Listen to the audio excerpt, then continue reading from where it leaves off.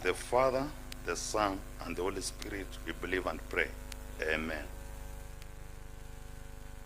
Naomba kwa heshima tuweze kuketi.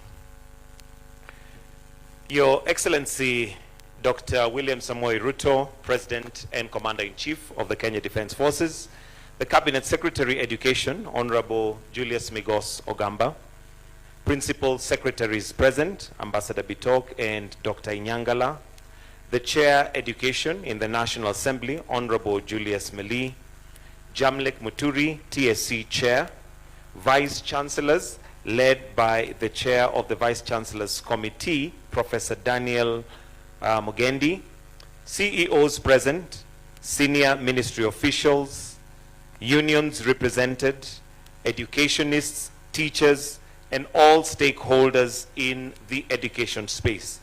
Your Excellency, with your permission, to start us off, we have a piece of entertainment, a short piece of entertainment by the Ministry of Education Choir, and they're performing a special composition titled Elimu Mfumo Bora.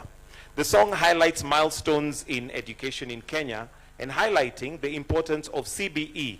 It encourages everyone to support the new system for a brighter future. Choir, uwanja ni wenu.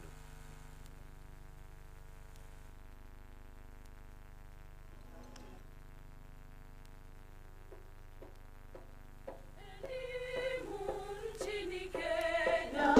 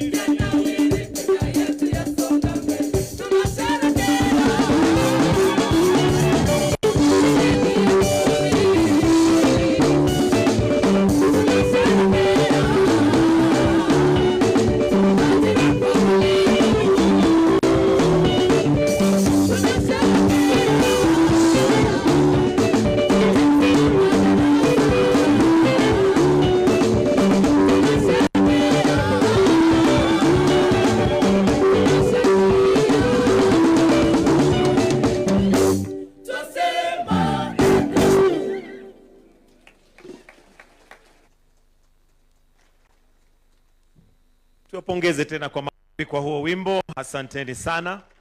Your Excellency, with your permission to just give some welcoming remarks, allow me to now invite the Principal Secretary, Ministry of Basic Education, Ambassador Professor Julius Bitok, to give some welcoming remarks, then in turn invite the Waziri. Karibu.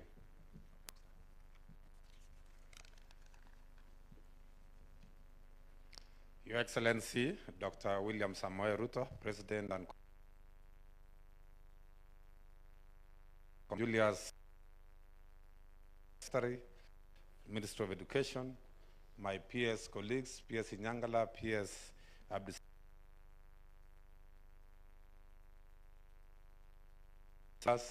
Teacher Service Commission, Vice Chancellors, CEOs, unions, captains of the education sector. Good morning.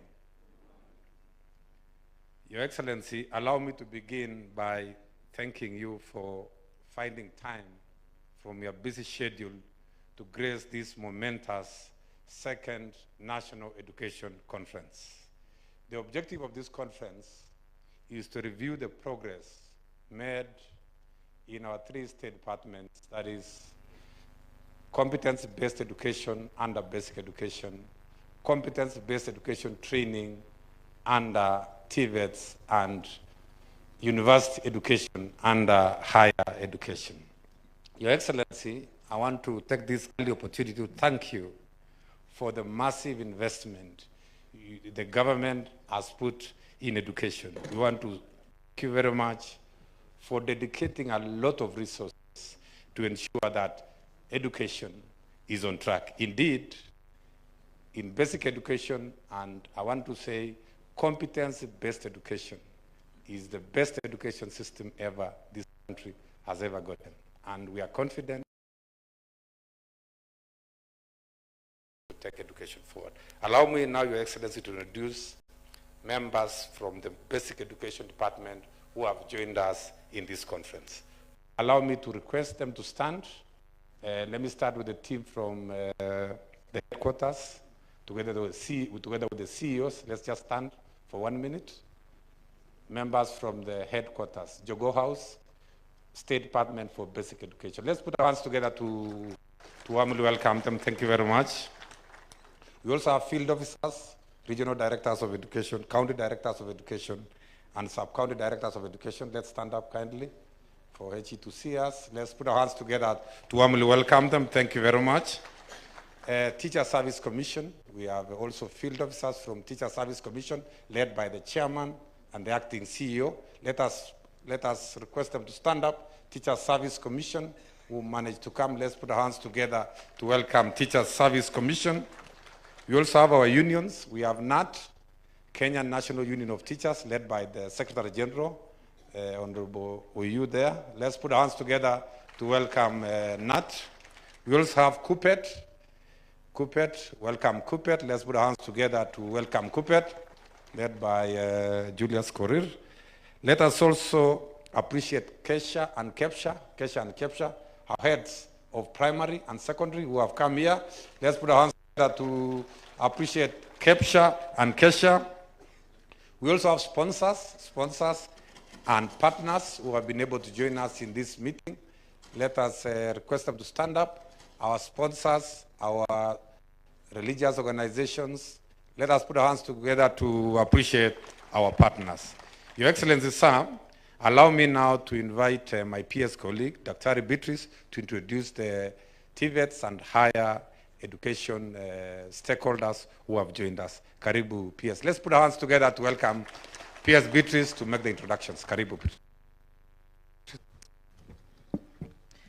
Your Excellency, our President, Dr. William Samoei Ruto, Honorable Julius Migos Ogamba, our CS, Ministry of Education, Professor Julius Bitok, BS Basic, and PS Abdisalan, Honorable Julius Meli, the Chair of Parliamentary Committee on Education, Honorable Liz, the County MP for Nakuru, and Honorable Makilap. Allow me, Your Excellency, to stand on the already established protocols. Your Excellency, I'd like to thank you for leading the reforms in higher and across the whole ecosystem. You have challenged us, Your Excellency, to think differently, to work differently, so that we can transform the outcomes from the sector. In particular, at the university level, we are working to produce graduates who are more employable graduates with an entrepreneurial spirit. We are working to develop the technologies that will lead us on this road to Singapore. And we already have some very deliberate examples that we will share in due course. Today, the conversation has changed. It is no longer whether the reforms can work. It is about how we can innovate in our different spaces to make this work, to deepen the transformation. And I want to assure you, Your Excellency, that the spirit is collaboration. We are collaborating with private sector across the different sectors of public service, with NGOs and with development partners, and the results will speak for themselves.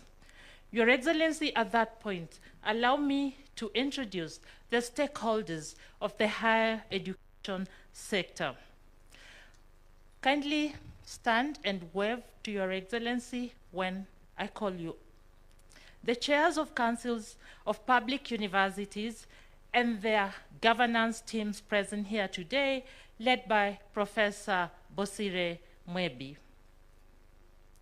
Let us appreciate them. The chairs of semi-autonomous government agencies in higher education and the TVETs. There are many, so I'll not mention them. Please stand along with your teams. Let us appreciate them right there at the back. Vice chancellors and principals of public and private universities, as well as principals of national polytechnics, TVETs, and the Kenya School of TVET, and your teams. Let us appreciate them. We also have a few comrades from the TVETs and the universities. Let us appreciate them. We have representatives of UASU, KUSU, and KUDHIA. They are welcome to this conversation. Let us appreciate them right there at the back. And last, but definitely not least, Your Excellency, we are accompanied by staff from the State Departments of Higher Education and TVETs. Kindly stand so we can appreciate you. Thank you, Your Excellency.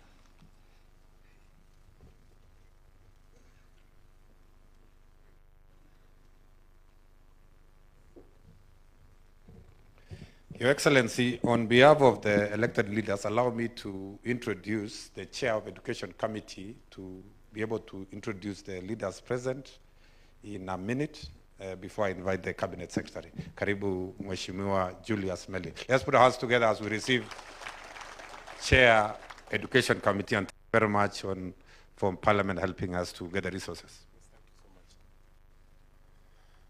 Your Excellency, the President of the Republic of Kenya, Honorable William Samoei Ruto, CS Migozo Gamba, Principal Secretary is present, senior government officials present, and all education stakeholders. Good morning. First and foremost, Your Excellency, let me thank you for being educationist number one. In what sense? That this conference is the second time we are doing it this time, because it is the time when we listen to the stakeholders and bring the society and the needs as per what they have brought before us. I have come before this conference to this morning, but more importantly, to know that National Education Conference is a conference accepted by our Constitution. This is a stakeholders meeting where we share ideas, where we sit together, talk to one another, and make education what we need. Education is the pulse of the society. So I've come with my colleague members of parliament. We'll be sitting here. We'll listen to you. We'll want to know how much costings you put into basic education, more so competency education in primary, all the way to the university. We'll want to know the various pathways and the various issues that you have in terms of human resource, because it is in the House that we have the national pass. So, Excellency, we are here to listen. We are here to also listen to them, the proposals on the legal issues, especially the legal proposals or amendments you'd want to have in the House to make education effective and to have the leadership of the sector well. So we'll sit through this meeting and we'll do a lot of listening, and at the end of it, we'll be able also to respond to a number of issues. So I'm accompanied by Honorable Liz Chelule, who is the women rep, or county MP, Nakuru. We give her a clap. We are also accompanied by Honorable McClap, who is a veteran, who was a veteran teacher, a member of Parliament, Baringo North. Give him a clap. Other members of Education Committee will be joining you, and other members of Parliament, I know that from within this county, and we shall be glad to listen and to be able to make our presentations later. I thank you. Thank you so much. Thank you very much, Honorable Meli. Your Excellency, sir, allow me now to invite the Cabinet Secretary, Honorable Julius Migos Ogamba, to make his remarks. Let us put our hands together to invite Waziri. Karibu sana, Waziri. Thank you, Professor. Your Excellency, the President of the Republic of Kenya and Commander-in-Chief of the Defense Forces, Dr. William Samoei Ruto, honorable members of Parliament here present, PSS present, my colleagues, ladies and gentlemen, good morning. Your Excellency, allow me to begin by thanking you most sincerely for finding time from your busy schedule to grace this opening ceremony of the second National Education Conference. This conference is a follow-up of the first national conference that we held last year. It brings together key stakeholders in the education sector, including the ministry and state agencies, teacher unions and teacher associations, education administrators and regulators, institutional sponsors, development partners, universities, TVET institutions, professional associations, learners, and the faith-based organizations spanning the entire education continuum from pre-primary to tertiary institutions. This forum, Your Excellency, will review the progress that we made, especially in the rollout of the competency-based education, whose first cohort is now successfully settled in grade 10. It will also examine the many transformative reforms that we are implementing to ensure that our education system remains fit for purpose.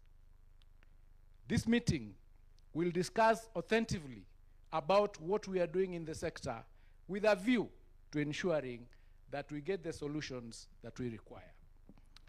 Your Excellency, the theme of this conference, driving effective education reforms through leadership and accountability, is particularly timely as we undertake extensive reforms across the education sector.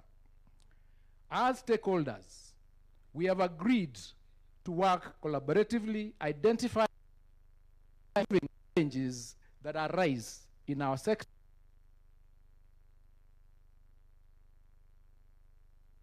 Your Excellency, our collaborative approach has continued to produce impressive results as we strengthen this sector day in, day out.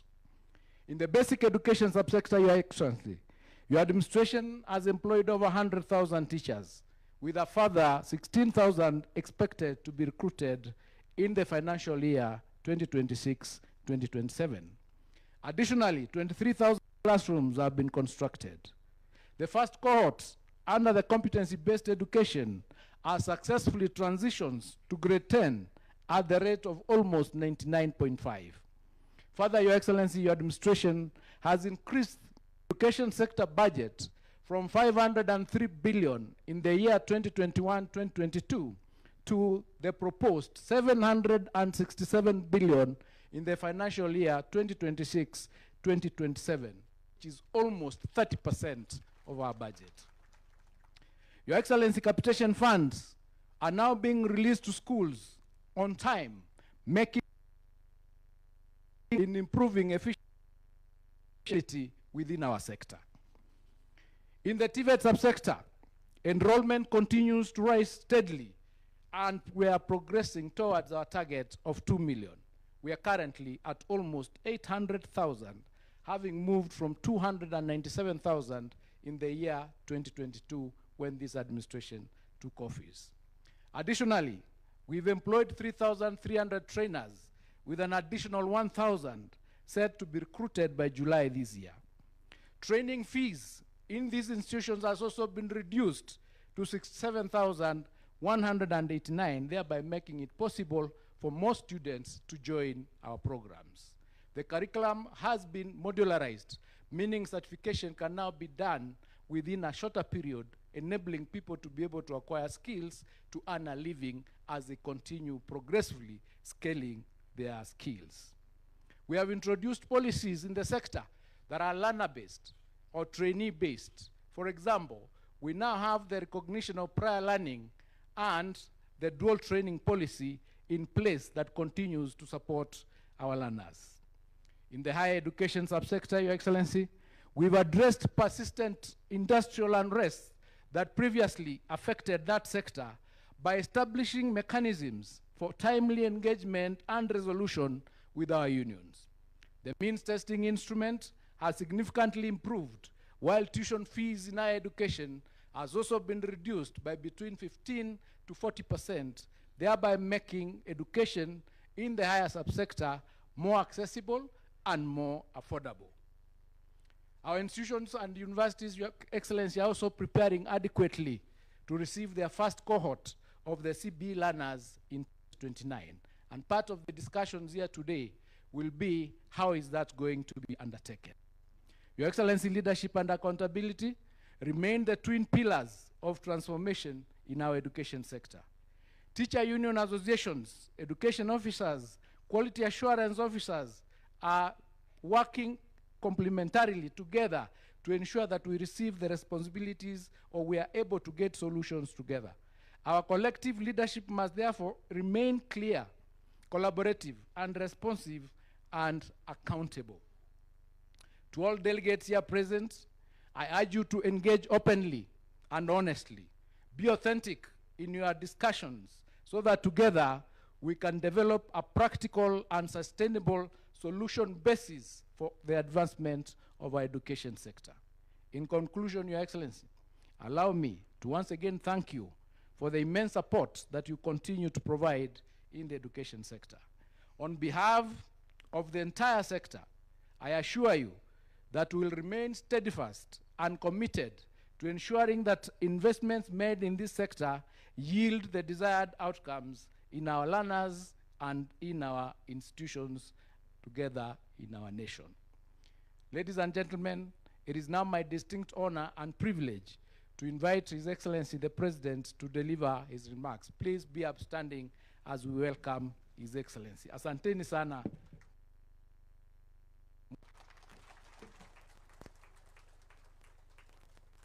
Thank you. Thank you very much, Waziri. Please, another round of applause for Waziri. I think this gentleman has done an outstanding job. Asanteni sana, tafadhali. While I was sitting here and looking at the writing here on the sheet here, I was asking Melly, I am a scientist. I am not a linguist. And I was asking whether competency or competence. some English teachers should help us, whether it should be why or mutatueleza baadaye.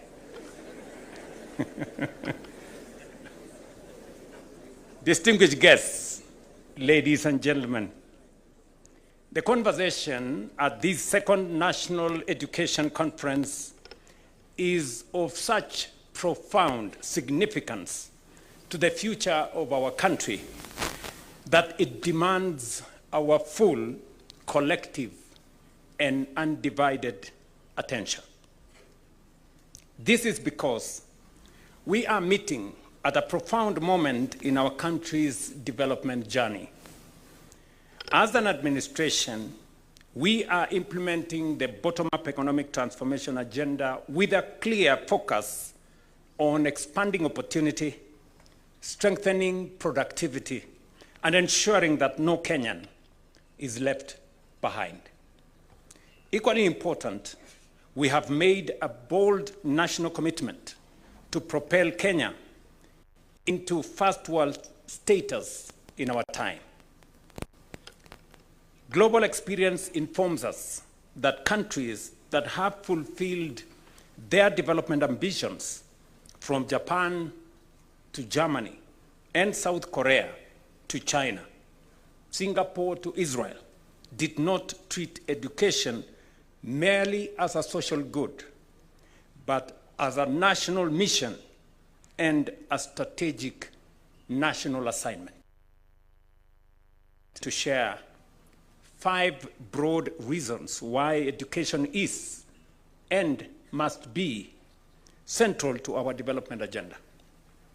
First, education develops human capital by equipping citizens with literacy, numeracy, technical expertise, managerial competence, and problem-solving ability, raising national productivity and improving incomes. Second, education facilitates industrialization. No country can move from exporting raw materials to building industries in manufacturing, engineering, pharmaceuticals, ICT, agro-processing, or clean energy without a skilled workforce, technicians, scientists, innovators, and many more.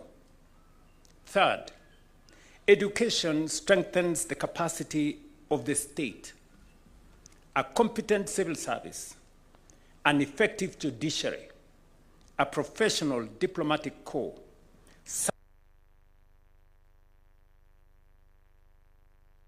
all educated and capable.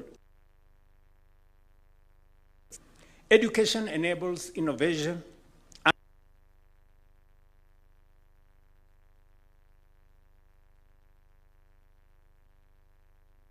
and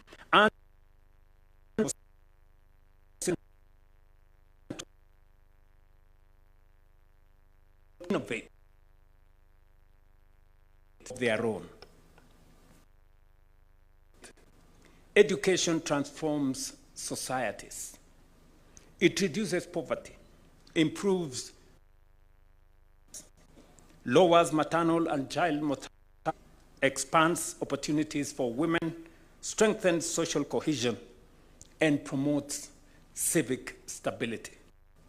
In many ways, ladies and gentlemen, education is the single greatest investment a nation can make in managing its present and shaping its future. Indeed, the United Nations Educational, Scientific, and Cultural Organization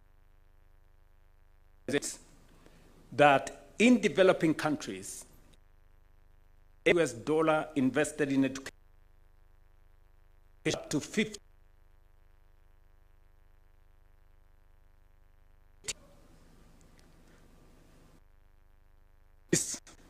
Without this conference, driving effective accountability,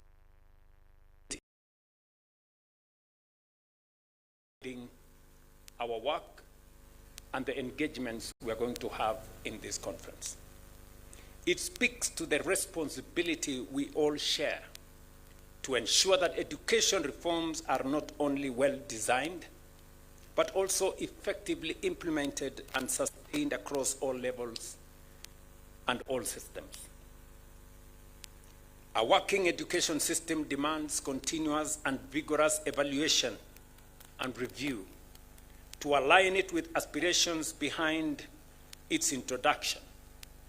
This forum is therefore ideal, as it offers an opportunity for candid reflections on the state of our education.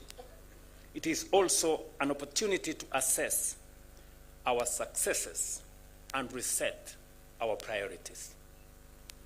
And congratulations, Waziri and your team, for putting this forum together. I know this is the second forum. The first forum, I wasn't able to attend. But on being briefed on the engagements in the first forum, I made the decision that I will be coming to this forum every year because of the significance and the importance of not just education, but the need for us to collaborate, harness ideas, correct where there are wrongs, and streamline the whole education program because, as I have said, it is the single most important investment any society, community, or nation can invest in. And that is the reason why close to 30% of our national budget is spent on education, not as a cost, but as an investment. It is the reason why we have progressively enhanced the budget in this sector from approximately 500 billion in 2022 to 702 billion in this financial year and 767 billion in the coming financial year. We don't treat the investment and the resources we are putting in education as a cost to us. It is an investment we are making in our present and in our future. And that is why the theme of this conference, leadership, accountability, which comes with integrity, and also collaboration, is a very apt theme that brings us together to realize that reform requires bold leadership because entrenched cultures don't give way easily. So we have to be courageous and bold to be able to implement the reforms that will align our education with the needs of the present and with the aspirations of the future. Accountability becomes a very central part of delivering on education because the resources we are allocating, the public taxes that we allocate to education, 700 billion shillings is a lot of money. And integrity must be front and center in us delivering on education and making sure that we can account to the Kenyan public on the resources we are spending in education. I have been in this space for a while, both as a member of parliament and subsequently as a minister for higher education. And I know full well how important and how impactful delivery on education can be to not just our learners, but to our society in general. It is the reason why I instructed the Ministry of Education to do a proper audit and to take the next step and digitize education data. You know, you will be well to know that when we carried out audit and when we decided to verify the numbers of students in primary school, the numbers of students in secondary schools, the numbers of schools themselves, you know, we got to know that there were 87,000 or thereabout ghost students in our secondary schools. Students we were paying capitation for, yet they didn't exist. We had 800,000 pupils in primary school, government paying close to $1.2 billion every year for learners that did not exist. We had schools registered close to 200 schools that did not exist. We are asking some very difficult questions to some of our head teachers and to some of our leaders in education at the county level. Because accountability, integrity is central to us making sure that all our resources are used properly. You will also want to know that because of this, we are now moving to the next step.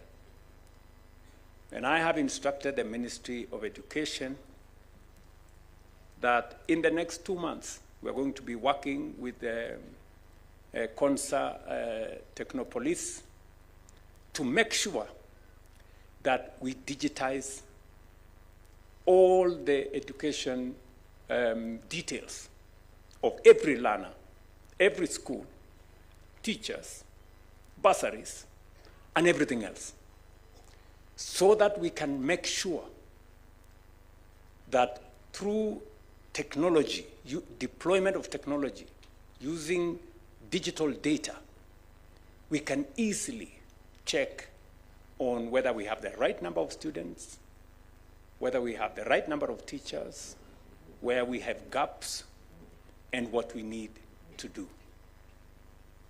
And progressively, we have seen what technology has done.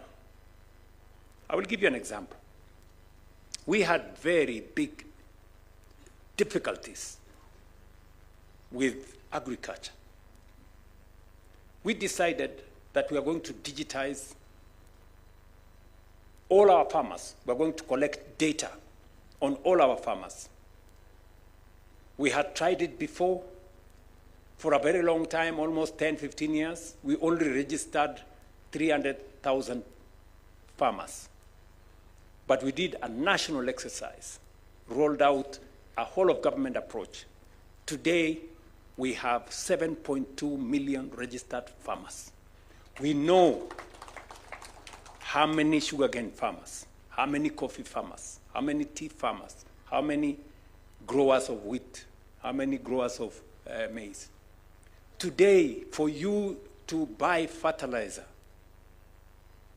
you have to bring a digital voucher because we allocate every farmer, because we know farmer X has 5 acres. He cannot come and claim fertilizer for 20 acres because he doesn't have 20 acres. So the system automatically knows and allocates fertilizer on account of the acreage of farmers. We have dealt with huge cartels that were big problems to us because we digitized data.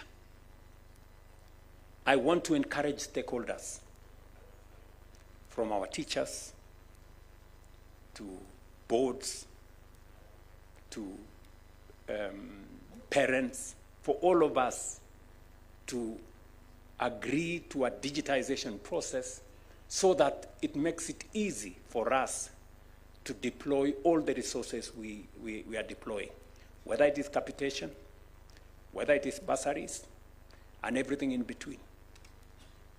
I am happy that we have teachers and teachers' representatives in our midst. The question I will ask my good friend Oyu and and my sorry, the leadership from Kupet, Oyu, sorry.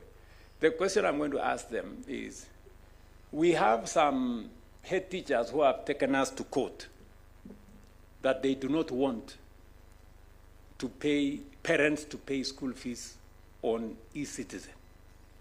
They want to continue writing receipts on pieces of exercise book. Why? Honestly, mutusaidie. Why do you want to continue writing receipts on pieces of paper where nobody, traces, your exercise book iliandikwa ilipotea, shule ilichomeka ikachoma na receipt, sijui nini? Today, parents should be able to pay from the comfort of their homes on e-citizen school fees for their children, where we can verify the data, where we can know that this money was paid. We have made a decision. I have made a strategic decision that we do not want to deal in cash in this administration, because cash is very sticky, And that is why today you can pay literally for any government service, on a digital platform, through M-Pesa, through the bank, so that you have traceability and we can have visibility as government that so much money has been paid. So mutatusaidia Bwana Oju na Maisori na wadosi, mtuambie hawa watu tuwachane na giza, please. Wacha tukuje mahali kwa mwangaza hapo, kila mtu aonekane nini inafanyika, bandekane inasonga namna hiyo. I don't think asking for transparency is too much, right? But I'm talking about very few teachers.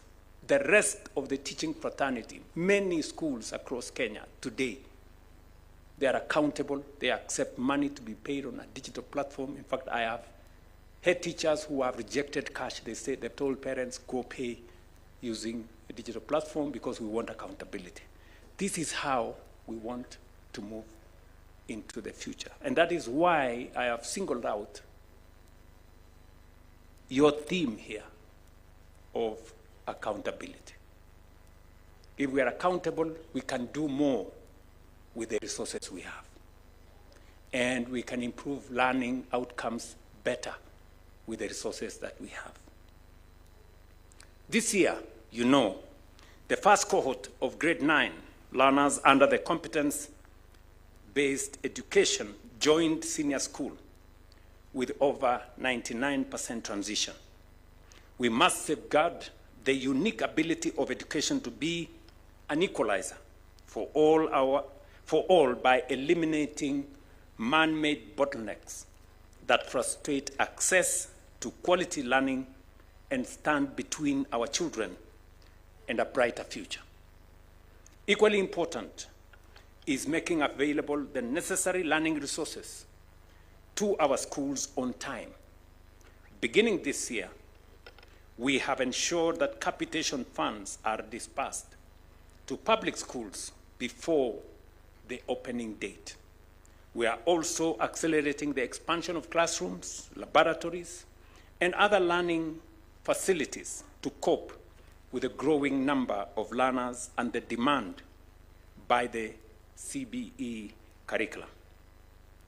These reforms are reshaping our classrooms into spaces that nurture creativity, build practical skills, and prepare learners for real-life challenges. They are laying the foundation for a generation that is not only knowledgeable, but also innovative, adaptable, and capable of providing needed solutions. Indeed, even in the face of early skepticism, the results we are now witnessing speak for themselves. Learners who have transitioned to senior school are already demonstrating strong learning outcomes that affirm the soundness of our decision to reform the curriculum. The core competencies and values being inculcated, including critical thinking, communication, collaboration, and citizenship, are evident in how these learners engage with their teachers and interact with their peers. Their confidence, creativity, and the sense of responsibility are clear indicators that we are on the right path. This progress has been driven by deliberate and sustained government action. Since taking office, you've had the statistics as given by Minister Ogamba that we had 4 fundamental challenges in this education space. We had a serious challenge with competence-based curriculum. You all know. Many parents were complaining they are being forced to do homework at night. They are making cars at night, cutting boxes, and doing all manner of things.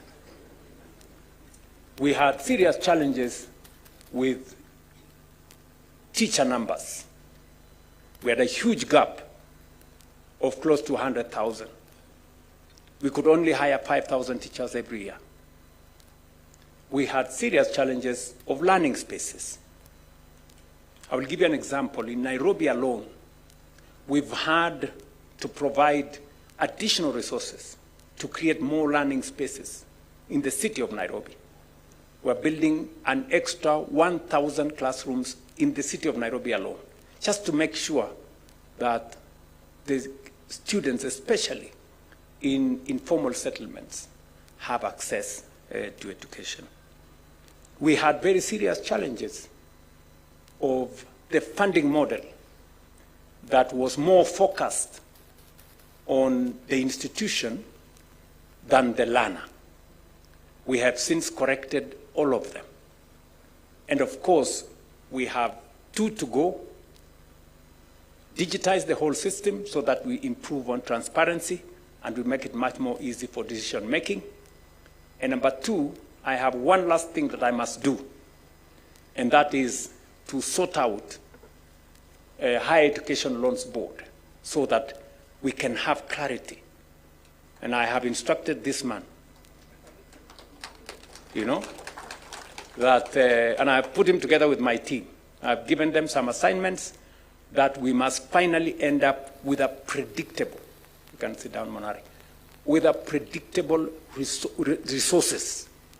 Because as we move some of our commercially viable programs out of the budget into the National Infrastructure Fund, we want to create space using, resources from the budget, from development partners, to fund more social projects, education, health, social protection. That is where we will concentrate our resources from the budget, because the rest of the commercially viable projects, we can move them to the National Infrastructure Fund and also to the private sector, building on the ecosystem we have, on public-private partnerships and all the other things we are doing in that space. So we've hired teachers, and I'm sure the teacher representatives here can confirm. It is not a story. True, wanaoyu na ndugu zetu? Yes. Yeah. The teachers we have hired in the last 3 years, it would take us 20 years if we hired them at the rate at which we were hiring before. But we made this deliberate because we could see the negative effects our learners and our learning and our education was suffering because of lack of teachers. We built more classrooms, as was said by Waziri, 23,000 and counting. We are building also another 1,600 laboratories across Kenya to make sure that no student, as has happened in the past, gets to a laboratory the day they are doing the exam. You know, how sometimes unfortunate it is. And we have reorganized the funding model so that it is student-centered. Through these investments, we are not merely expanding access to education. We are laying the foundation for a more equitable, competitive, and future-ready nation. At the same time, we have continued to invest in teacher development, expand digital learning infrastructure, and align education pathways with national development priorities. I'm very happy that STEM is now a real, program. And I was very happy that, the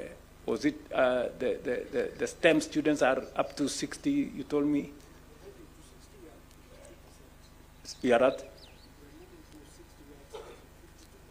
We are now at 52%, heading towards 60. And then we will keep improving so that we prepare ourselves for the future.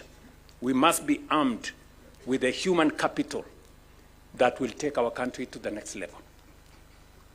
At the level of higher education, we have undertaken bold reforms to ensure that access is fair, transparent, and sustainable. The new university funding model has shifted the focus from institutions to students, ensuring that financial support is provided based on need through a structured combination of scholarships, loans, and household contribution.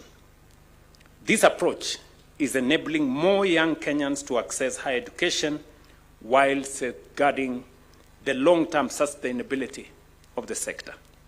Equally important is the transformation of technical and vocational training. We have positioned TVET as a critical central pillar of our economic agenda by expanding institutions, strengthening competence-based training, and deepening collaboration with industry. Through these efforts, we are ensuring that young people acquire relevant skills that lead to employment, entrepreneurship, and productivity, thereby directly contributing to national growth.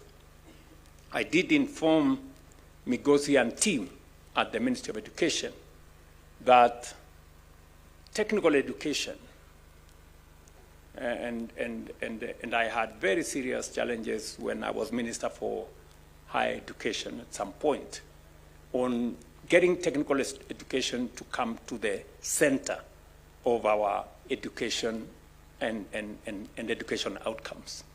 Because there was a notion built over time that the students who go to Tibet are the students who are not very good. And that was very wrong. And that is why we have changed the perception. I am very happy that today learners choose where to go on the basis of where they see themselves into the future. And as a result, we have increased the numbers. In 2002, we had close to 300,000 students in our TVET. Today we are at 800. Our target is to get to 2 million. I know there is a small problem somewhere which I'm sorting on matters to do with the resources available to teach those students. I have since discussed with the PS in that department and the Waziri, and we're going to sort it out. Because we had two challenges. We want to make sure that it is affordable. That is why we worked with the Tibet institutions to reduce the fees from close to 100,000 to 67,000. And we have also modularized so that certification becomes more frequent. And you can get in and go out as you get more skills. So that is now working very well with a bit of challenges, but we are sorting it out because we want to make sure that we have more people equipped with technical skills. We've run into some headwinds, for example, with our housing program. You know, we need more plumbers, we need more electricians, we need more people who understand masonry, and we've had to resort to people who have learned on the job. And that is why we have also expanded the certification through recognition of prior learning, so that people who have learned the skill, who have the skill, they have a shorter runway in making sure that they get certification. The success of these reforms depend on the strength of our leadership, the integrity of our systems, and the effectiveness of our collaboration. Leadership must be exercised at every level of our education system with a clear focus on delivery and on results. Accountability must guide the utilization of resources and the implementation of programs, ensuring that every investment translates into improved learning outcomes.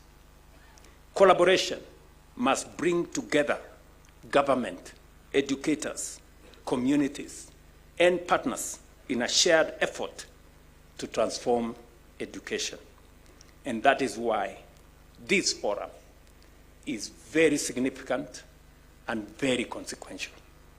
It brings all of us together so that we can listen to one another, sample the ideas that we have, improve on what is not working, change what is not working, improve on what is working, and tap into better ideas on how to take this forward.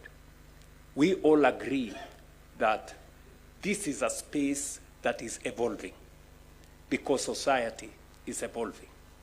There were courses that were not part of us a few years ago that now must be central to how we move forward. And therefore, we cannot afford to stay static when the needs of society, when the needs of industry are changing. That's why this collaboration, the coming together of stakeholders, sponsors of schools, whether religious organizations or private sector organizations, the public schools, and everybody in between must be part of this conversation. And we must admit that we allow ourselves for a good idea to give way to a better one so that we can improve the space around learning in our society.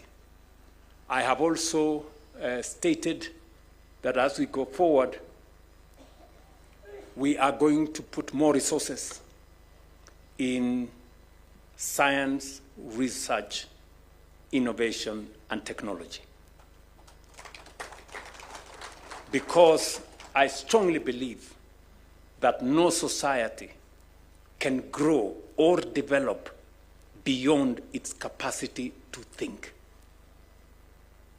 You know, And we must allow ourselves to, get the best minds to think for us, to innovate, to research, so that we can improve on the knowledge that we have, we can create new knowledge, and we can use knowledge to drive our development.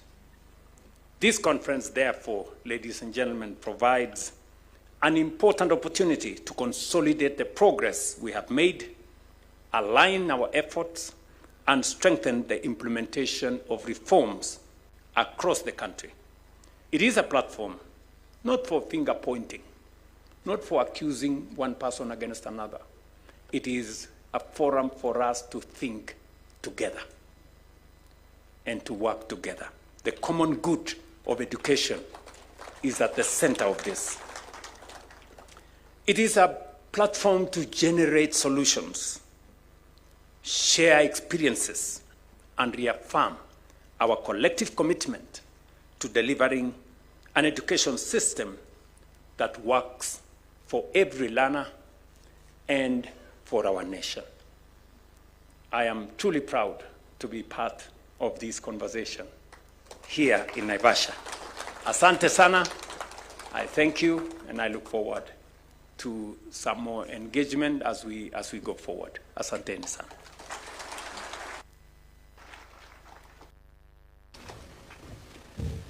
Another warm round of applause for His Excellency, please.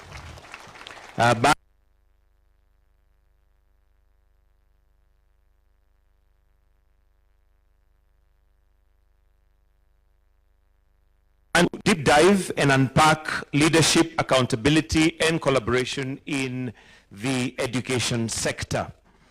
And Your Excellency, the good book in the Bible tells us in Ecclesiastes chapter 9, verse 11, that to everyone there will be a time and a chance.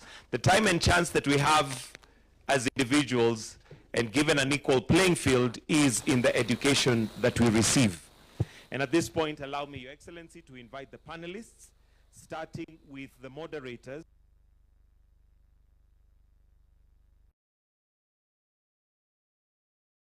Come and take their positions in the most outer seats that we have. Followed by Reverend John Gatto, who is representing the religious sector. And we know that we do have quite a number of religious organizations that have stake in the education sector. Let's have NAT Secretary General Collins Oyu will also come on stage, followed by the CS Education. I'll repeat that. We have the two moderators, Emily Chebet and David Muchungu. Let's have NAT Secretary General Collins Oyu, together with Reverend John Gatto, also the Chair of VCs, Professor Mugendi, to please join in that panel, the CS. And finally, we'll have His Excellency, the President, joining us. Do we have all? Chair of VCs, Professor Mugendi. Then finally, His Excellency, the President.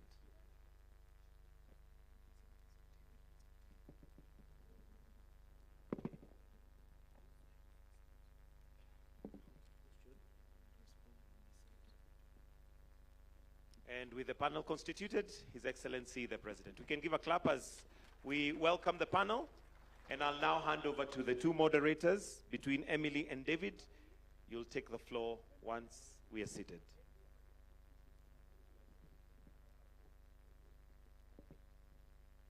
We can take our seats. Over to you. Your Excellency, the President of the Republic of Kenya, and all protocols observed. Good afternoon. It's already afternoon, right? Yeah, so thank you so much for this opportunity, and we welcome you to this very interactive session where we want to go deep and understand what really is happening in our education sector. So just to go straight into it, first of all, we want to understand why this is important to the government, and I would want to stand with the Excellency, the President. But I think for us to actually get to it, everybody else, why are we here today? so that we can get into it, and then a few rounds of questions from myself and my fellow panelists to go ahead.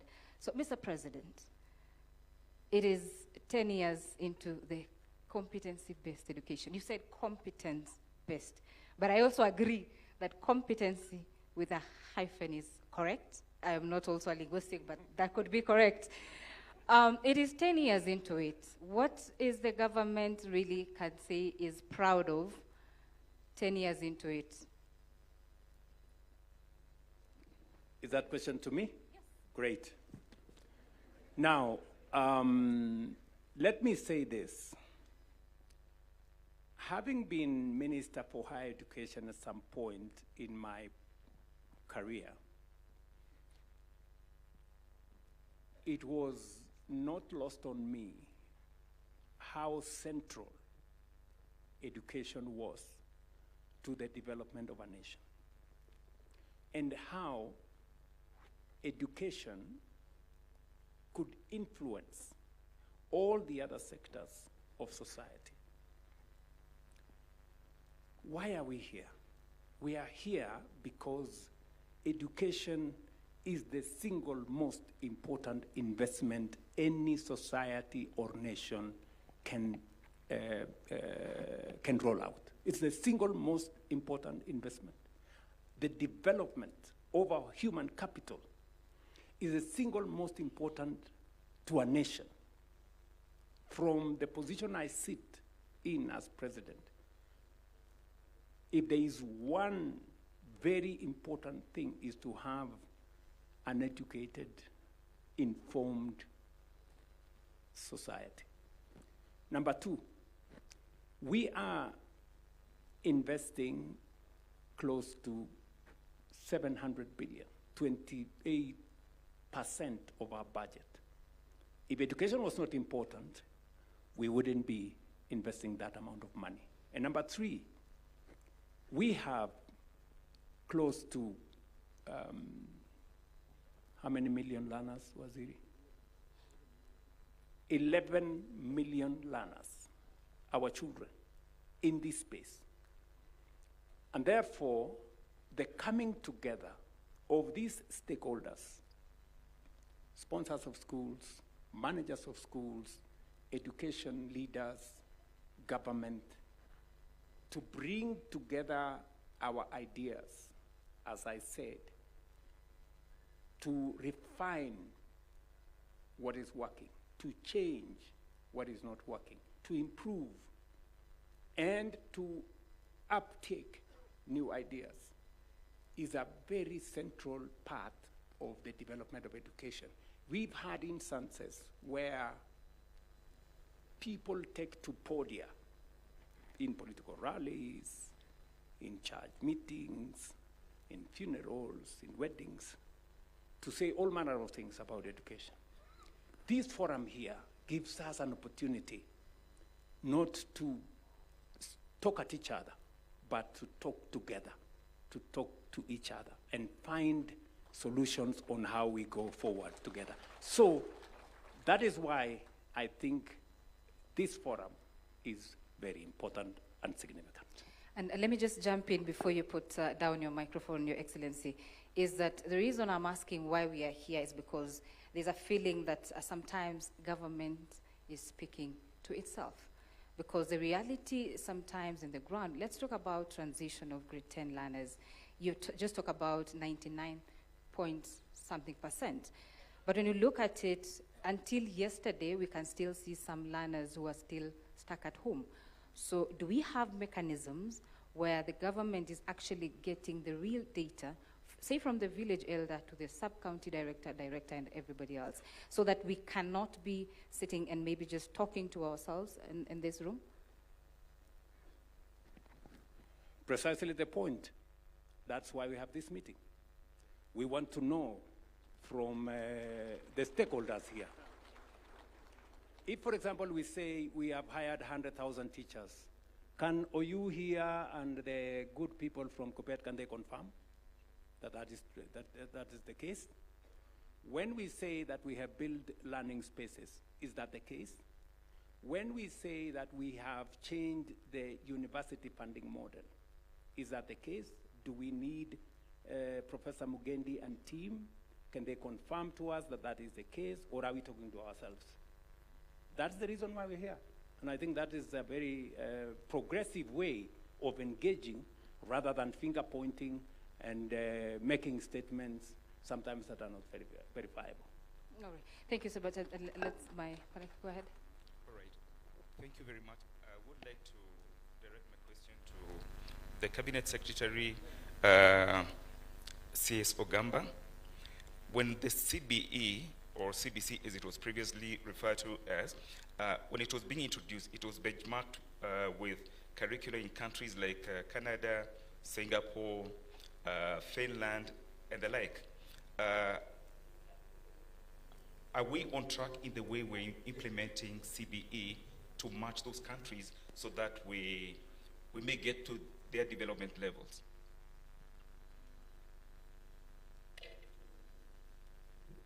Thank you for that question. You know, the reason why CBE was introduced is because in the old model of the 844, the emphasis was on passing exams, that the job or the paper that you do in one day determines on whether you will proceed to the next level or you won't. That meant, for example, that if a student was unwell in that particular day and you didn't do well in that paper, his grades came down and he's not able to move to the next stage. The competency-based education is a skill-based system where everything that the student does accounts for something from day one. The assessments start from the classroom work that you do, and it accounts for a percentage. So that by the time you're doing an exam, what you have gotten in the process of learning enables you to progress to the next level. Additionally, it identifies the talents, the skills, the interest of the students so that we do not always insist on having students take programs or take courses that they are not interested in. That's why we introduce the 3 pathways so that we have STEM, we have social sciences, and we have creative arts. In that way, there is no student who will miss out and that's why the transition is high, because now we are able to take each and every student to the next level based on what they are able to do. So it's work in progress. We are now on grade 10. We are moving to grade 12, transition to the universities. And then, as we continue, because the assessment is doing year in, year out, we will evaluate the whole system at the end of the cycle. We're in the middle of the cycle. We've done 10 years currently. And it is the best system that we have. And the best way to determine that, I encourage you, get out there, talk to the students who are learning in this program, the grade 10 students, the grade 9 students, and you will see a distinct difference between them and the ones who have been doing the 844, where they concentrate too much on just an exam. But that's not to mean that the team that is in Form 3 and Form 4 currently has been left out. We're also working to ensure that we take care of them so that we leave no child behind. So it is a system that we encourage us as stakeholders here to participate. Where you find that there's something that needs to be changed, we'll do that. We are doing now competency-based center of excellence in all our 47 counties, so that schools can have a place to go to, the student can go up to have a place to go to be trained, the teachers have a training, the master is doing training for them, TSC is doing. So we are doing something in this space. What we are asking ourselves as stakeholders in education is that let us pull our intellectual resources together, because in that pool we'll get the resolutions. That's why we've been able to amend the subjects. That's why in the first National Education Forum, when we were discussing about whether we should have mathematics as a compulsory subject in just STEM and nothing in social sciences and arts, we agreed in that particular forum that we'll have pure maths in STEM and we'll have essential maths in social science and also in arts. That is something that came out of that discussion of that forum. So we need to just put our heads together, and I am sure that by the end of this exercise, we'll be much better country than when we started. Thank you. CS, before I put down the mic, I asked about benchmarking with other states which are doing very well, and especially because of resources. Because resourcing education is very important. The capitation for primary schools has never been reviewed since it was introduced in 2003. It remains at 1,420. The one for free day secondary schools has never been reviewed since 2018. So, and there has been inflation and all that. Are the resources still enough? We don't have laboratories in junior schools. That question. You know, this country has invested heavily in education. The international standard in investment of education is 20% of the budget. This country invests 28% of the budget in education. We are already above international standard by 8%, and we are continuing to increase that. The amount that is being paid for the capitation for primary school has moved from 1,020 in the year 2002 to 1,420 in the year 2018 to this July when we'll be moving it to 2,300 per student. Junior school was introduced in this competency-based education, and we are giving them 14,240. Now, junior school is in the same place with primary school, meaning they share facilities. So in terms of the money that is used for primary school vis-a-vis the money that is being used by junior school with students in the same space. For example, if you're paying a watchman, you're not paying a watchman for junior school and paying another watchman for primary school. You are paying for one person. That means these resources are being utilized, and therefore, in reality, we have increased the amount for primary school substantively. Number two, we are doing now this verification exercise that we've done. Initially, we had an overestimation of the students. So the numbers that are sometimes gotten out there, you are still using the calculation of the earlier enrollment to state that, for example, we are not meeting the 22,000. The numbers have come down because there was an increment, an over-exaggeration of the numbers that we had. And that's why His Excellency is saying, we digitize, we get to know exactly how many students do we have, how many teachers do we have, how many primary schools do we have, how many secondary schools do we have. And within those resources, with accountability and prudent use of the resources that we receive, we will be able to ensure that our students have the necessary infrastructure, the necessary human capital to keep them moving in that direction. So we have done a lot in that space, and I think from where we sit, even benchmarking with the West, we are moving that much faster than they did. Thank you. Maybe just to add just one or two things to what Waziri has said, especially to your question as to the countries we benchmarked with. You know, it's a very progressive question. Of course, we benchmarked with different countries, and there are aspects we emphasized from one country to another. And then also, we customized for the Kenyan situation, because it's not exactly what those other countries are. There are differences. So we have customized for our own space. But I sat where my good friend Julius sat once, and I will give you my personal experience. When we were reforming, you know, the TVET sector, we took into account, for example, that the system that was there, because many people ask questions about the competence-based learning. I am a very solid believer in CBE, very solid, from experience. Why do I say that? I say that because when we were reforming the TVET space, we used to have so many failures. You know, a mason fails the exam not because they don't have the masonry skill. It is because they failed English. So we asked ourselves, why are you forcing this mason to pass English when his skill is masonry, you know?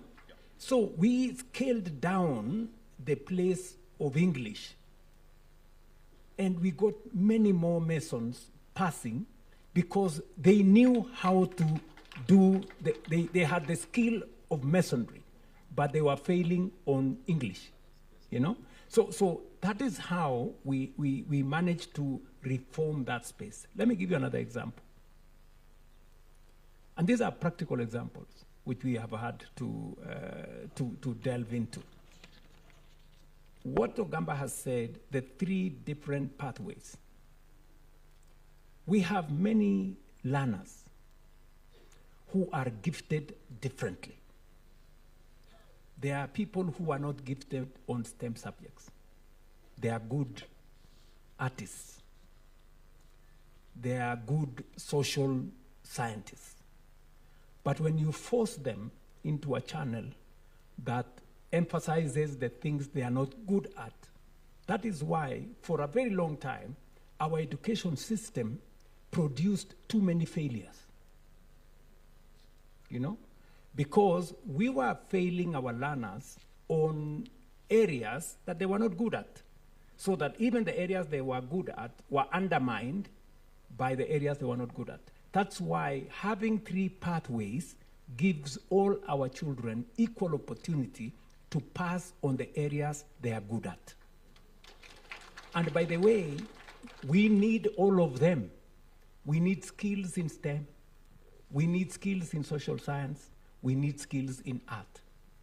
They complement society. They make us the society that we are. And that is why competence-based learning is the correct thing to go, the correct education system for us. Let me conclude by saying that, and it's good for us to speak in a bit of experience, because we've been in this space for a while, really helps. And I'm sure the teachers who are here will know that. There was a very big focus on passing a single exam.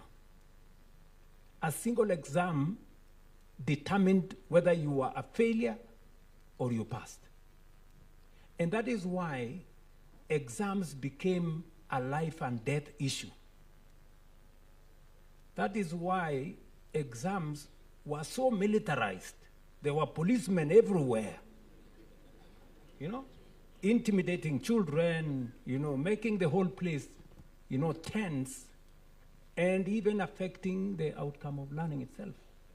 That's why competence learning builds on the learning experience and the learning curve of the student. You know, every stage accounts for the final exam, so that the final exam becomes important, but what you have gone through is equally important. So that is why I am a very strong advocate for competence-based learning. Thank you very much, Your Excellency.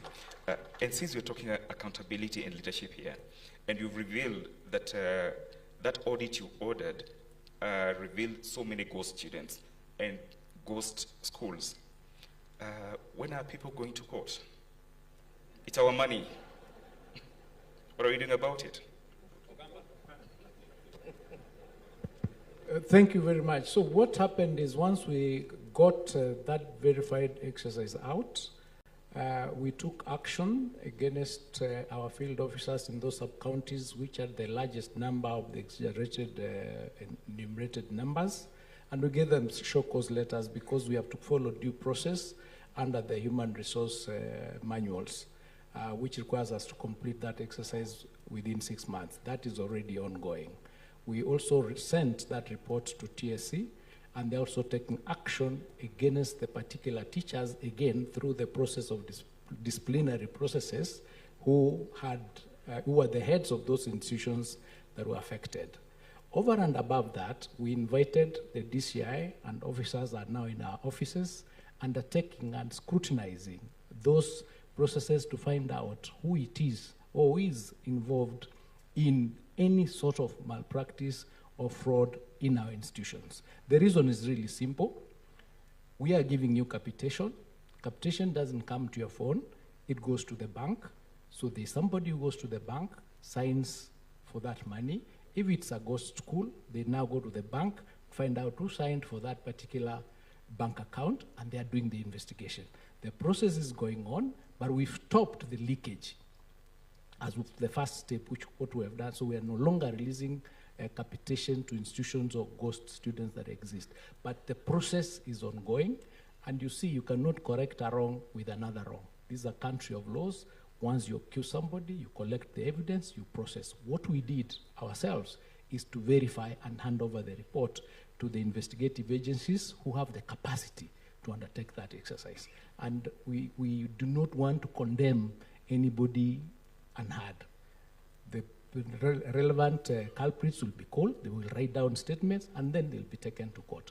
But believe you me, they are going to go to court, and we are going to recover those resources using the asset recovery system, because they are there, they are known. Maybe where my colleague left, Bwana Waziri, you talked about the laws and the processes. You have been talking about the school fees and no extra charges, but we have seen schools charging school fees. It remains pronouncements and parents are still paying.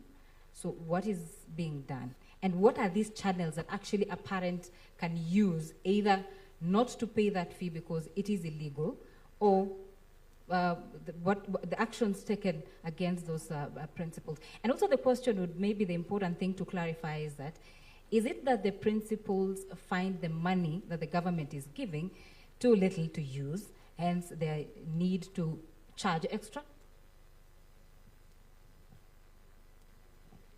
Let me start by responding to your last question, where the argument has been that the money is not enough.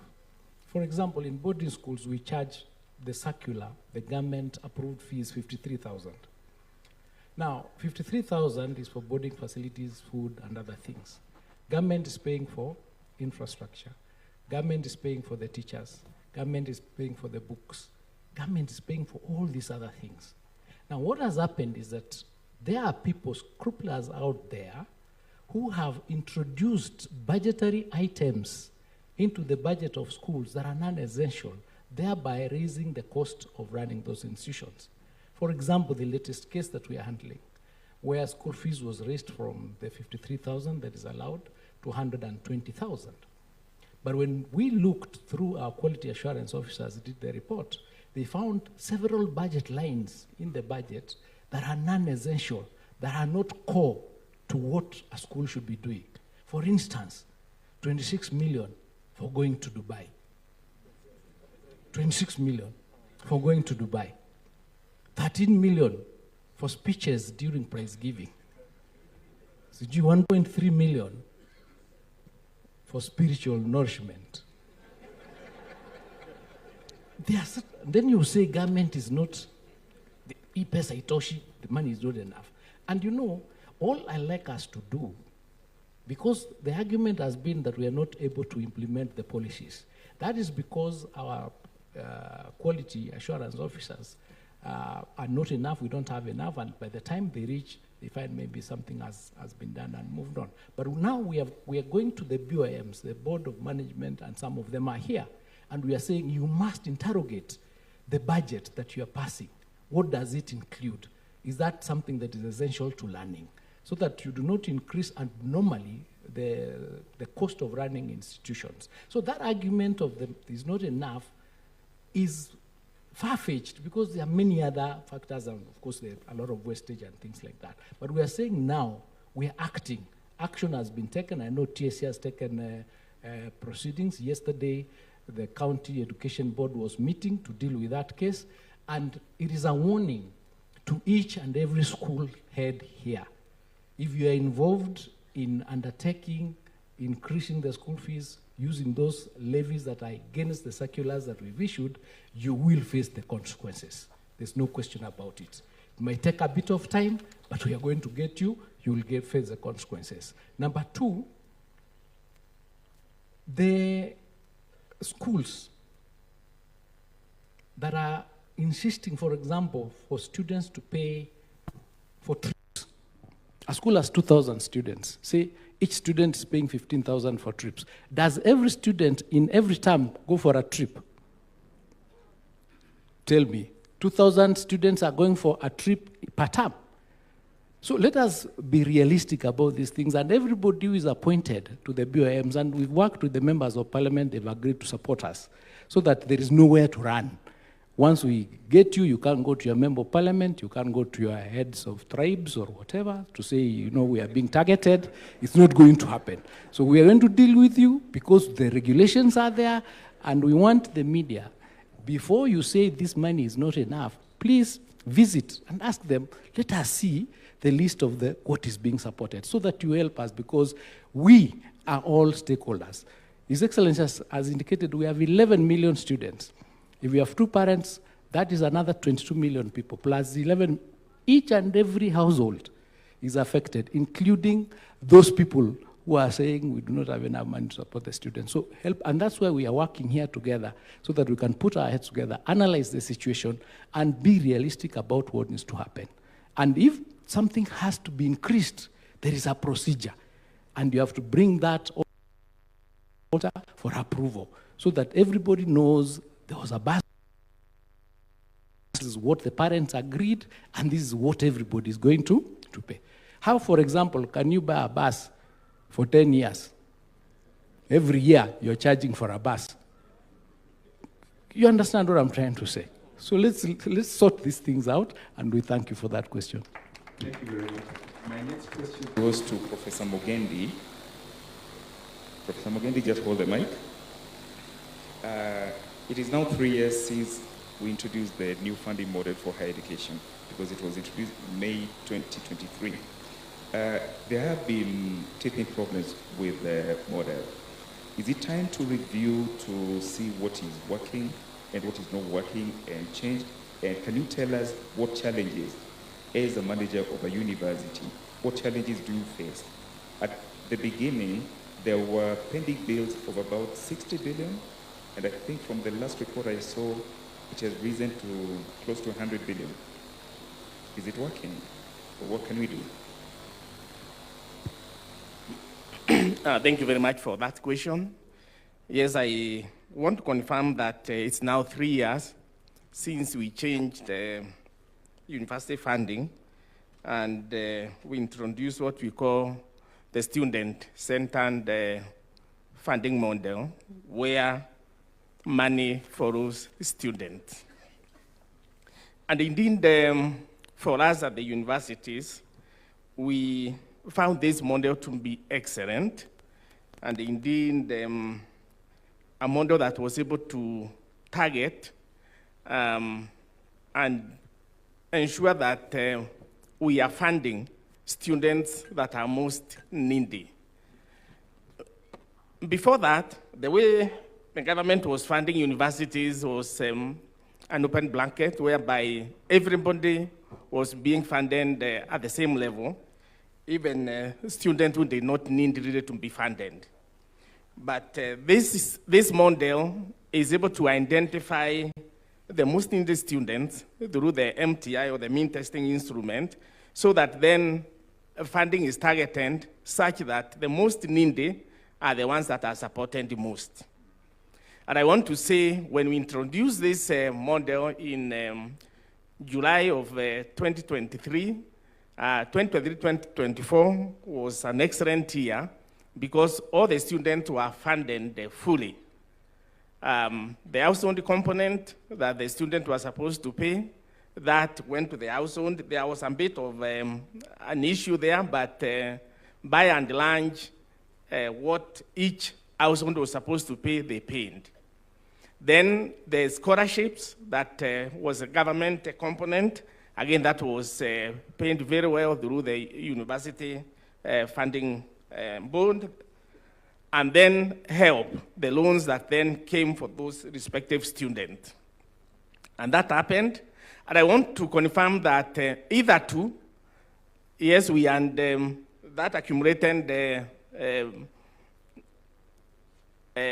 accumulated bills that were owned by the university to the universities, amounting to about 8 billion or thereabout.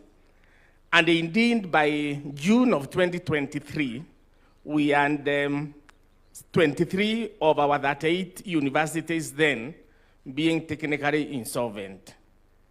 But when we introduced this model in 2023, by 2024 June, 13 universities had come out of that insolvency, and we were doing very well. So we were only left with the 10 universities that were technically insolvent then, and the hope was that in the coming 2 or so years then, we'll be able to get even those that were in that ICU, so to speak, out of it. So I would want to say that the model is working.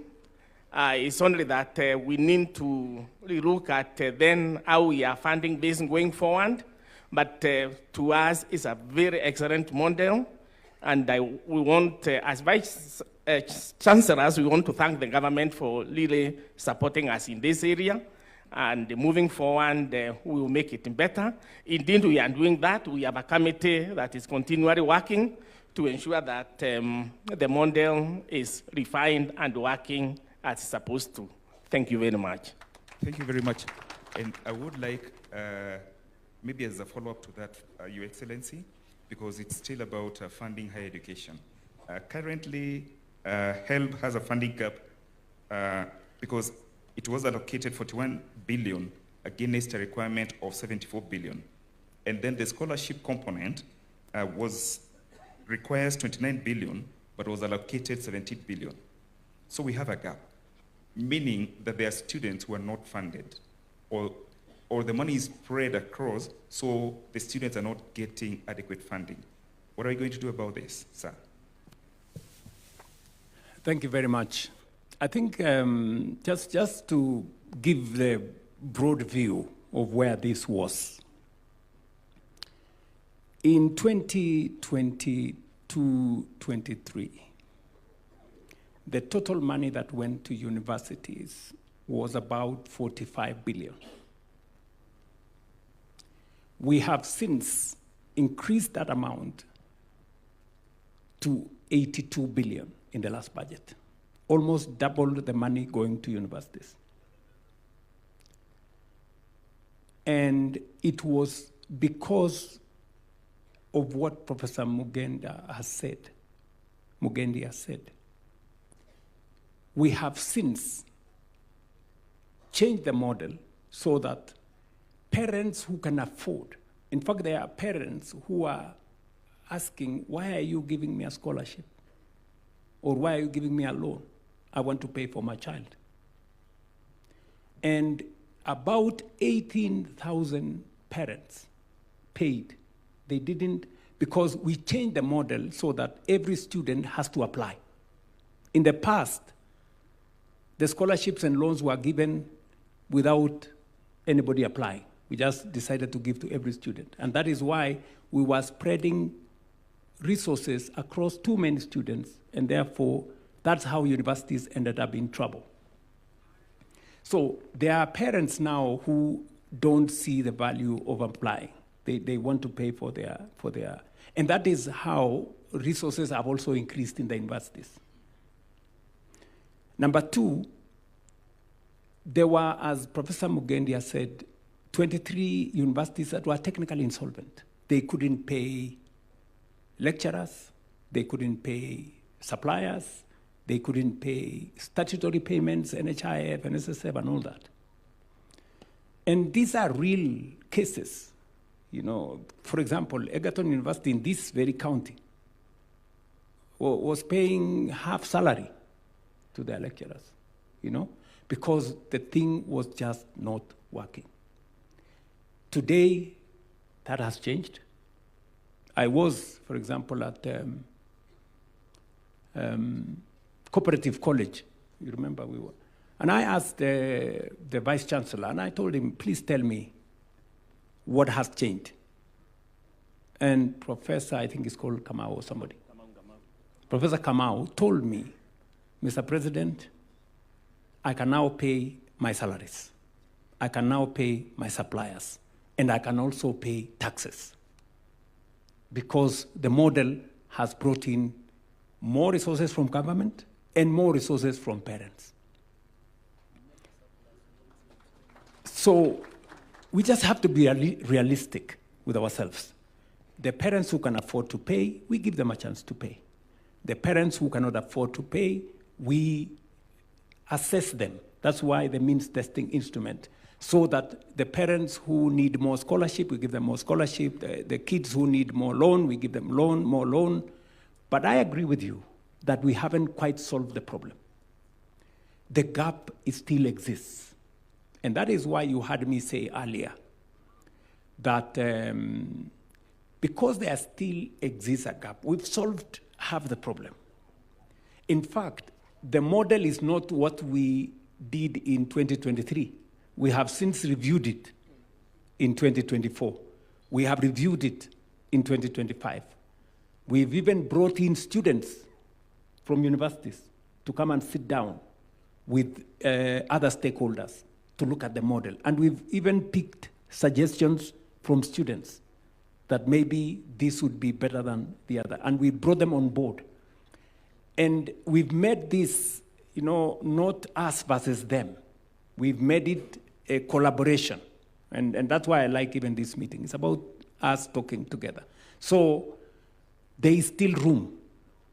And that is why I said when I spoke here that I have instructed this good man, Monari, and my team to sit down because the requirement is still heavy. And maybe the budget alone cannot solve it. And that's why I'm looking at what other ways are we designing to make sure that we can fund education fully. We can fund help fully. And we can fund all the scholarships fully and all the loans fully. It is also the reason why I persuaded this country that let us have a national infrastructure fund, because there are items today in our budget that can be funded differently. They do not need resources from the budget. There are items that really should sit in our budget, and these are the social aspects, education, health, so that you will see in our next budget, because now we have the National Infrastructure Fund, we're going to enhance resources going to health, and we're going to enhance resources going to education, because some of the items that were occupying that space in the budget, we will now move them into the PPP framework, the National Infrastructure Fund, and that kind of thing. So you're right, there are still gaps, but we have gone halfway,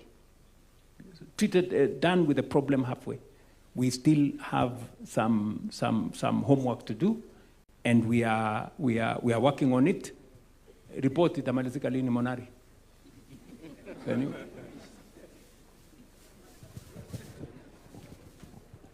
Your Excellency, we have already concluded the report, and we are working with your team, and I believe that by next week we'll present it to you for implementation in the next financial year. Thank you very much for that answer. And Mr. Monari, also thank you. All right. So let me come to you, Secretary General Bwana Uyu. I know the CS talked about stopping the industrial action, which is a good thing for the country to move ahead. Let's talk about teachers and the number of teachers that we currently have, because I know there are still gaps when it comes to also the number of teachers we have. And as you talk about the gaps within the teaching fraternity, talk about the JSS intern teachers, which I saw the other day. There was a court order, and then Supreme Court ruled about intern teachers. You have 44,000 who are out there. What is their plan from where you are? And talk about the gaps in terms of the number of teachers that we have currently in the country. Thank you very much. Allow me first of all to appreciate this conference and really equally appreciate His Excellency the President, the Minister. Indeed, a game changer. That is why I decided to come over with my team to attend this conference. One thing, when you ask me about industrial action, that is not why I'm employed. I'm a teacher by profession. And I lead a team that is qualified as teachers, then they're elected as union officials. I think I'll surprise this gathering when you see the number that is here. Secretaries of branches, 110 across the Republic. My National Executive Council and National Steering. Before I answer that question, can you be upstanding so that the team, they're all there. So thank you. Now the issue of employment of teachers and maybe staffing in this country. His Excellency did explain, and I want to repeat.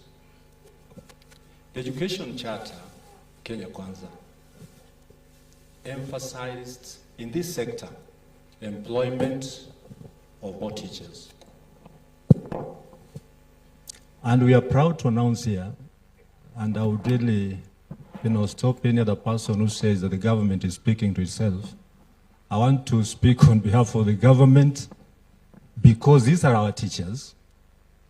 We have over 100,000 teachers employed between 2022 to date. That's a big plus. And we cannot hide, Your Excellency. I'll also ask Your Excellency, with due respect and honor, let us talk about this as representatives of teachers. Because when it comes from you, it means that others will politicize and say, this is what His Excellency is saying. But take it from the leader of Kenya National Union of Teachers, a union that is led by order and discipline. We have over 100,000 teachers employed as we speak now. Thank you, Excellency. The issue of intern teachers, it is true. The shortage allowed the government to fill gaps of acute, it is now acute, 5,000 teachers per year. We were talking about over 100,000 shortage by 2022. So the government employed P&P and interns. We accepted as a union because we sat and discussed it. What went amiss? And we hold on Teacher Service Commission to explain this to us. Teachers should not be referred to as interns because they are trained and qualified. We should refer to them as teachers on contract, and a contract should go for a specific period of time. So that if in 2 years, we get back to TSC and say, yes, the contract was 2 years. Teachers signed. When are you making them P&P? And we proceed. Last year's World Teachers' Day had a theme that went all over, substantially. Recasting teaching as a collaborative profession. So on issues that we raise, we need not make a lot of noise, but sit with the employer and have this issue solved. And I want to put it across here to all of us. There's a big difference between activism and unionism. Activism thrives on noise, demonstrations, without even going through the structures that are there. Kenya National Union of Teachers depends on structures, and these structures must be followed before we proceed to industrial action. So right now, we visited Teachers Service Commission so that we can agree on when these teachers can be employed on a P and a P. They have to give us reasons why they're still outside, because some will be, intertwined with issues of finance and so on and so forth. But our target, our focus, is to have all teachers in this republic employed on permanent and pensionable terms. But we must sit. Trade unionism of the 21st century is different. I'm a representative of Education International, African Region Zone 5. I represent 7 countries. And we are trained on how to approach issues with government and establishments, so that my position as a Secretary General must be respected by and large. When I make a statement, it is on behalf of those I represent. If you ask them here, none of them will even make a statement before I speak. That is the order and discipline in the 21st century trade unionism. Thank you. Thank you. Thank you very much, Oyu, for at least confirming that what we have said here is correct. But let me also say this to the Teacher Service Commission, and before Chair. Let me explain the background for why we discuss the issue of intern teachers. We have 3 issues. We have learners who have no teachers. And then we have teachers who are not employed. And then we have limited resources. What do we do? So we said, let us have a compromise. Let us employ teachers on contract. I think we are going to correct it. We will not. We have no problem saying. We thought interns was a good word, but if Nat and the teachers union want us to say contract, we will call it contract. We employ teachers on contract for 2 years with a commitment, firm commitment, that after the 2 years contract, they will transition without any other interview or whatever. They will transition automatically to permanent and pensionable. That is the commitment that I made. That is what I bargained for. Because that way, we solve all the 3 problems in one. Number 1, we make sure that all our children in school have a teacher. We also make sure that many of our teachers who are tarmacking have a job. And the limited resources we have as a government also can pay them. And I want to thank the teaching fraternity. I think there was a big debate before. There was a lot of pushback before. But we have to be realistic about where we are. This is our country. It's not fair to increase taxes. We're already spending 28% of our budget on education. To push it any further would be a bit more difficult and crowd out other necessities and priorities as well. So that is how we ended up with intern teachers. But I want to ask the TSC, I hope there are no teachers that have served more than 2 years as interns, because that is not what I bargained for. Any teacher can only serve for 2 years on contract, after which they transition automatically. Is that the case, Bwana Chairman? Yes, sir. They only work for 2 years, and we convert them to permanent and pensionable terms automatically without any further interview. That is the bargain we had for, because we understood, and we understand this. I get messages on my phone from from intern teachers. They are on my case. Mr. President, when are you going to confirm us? You know? Sometimes they do it in a code. I could see this is a plan.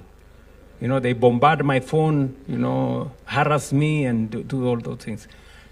You know, I really wish I could do it automatically, but I have to persuade them that I know that whatever you earn as a contract teacher may not be enough, but, you know, I'm just requesting that we work on the transition. It won't be for long. I think as the situation improves, we are now doing contract for 2 years. Maybe along the way we will reduce it to 1 year, and then we will see how when our situation improves, we can put more resources and be able to hire all our teachers on permanent and pensionable basis from the beginning.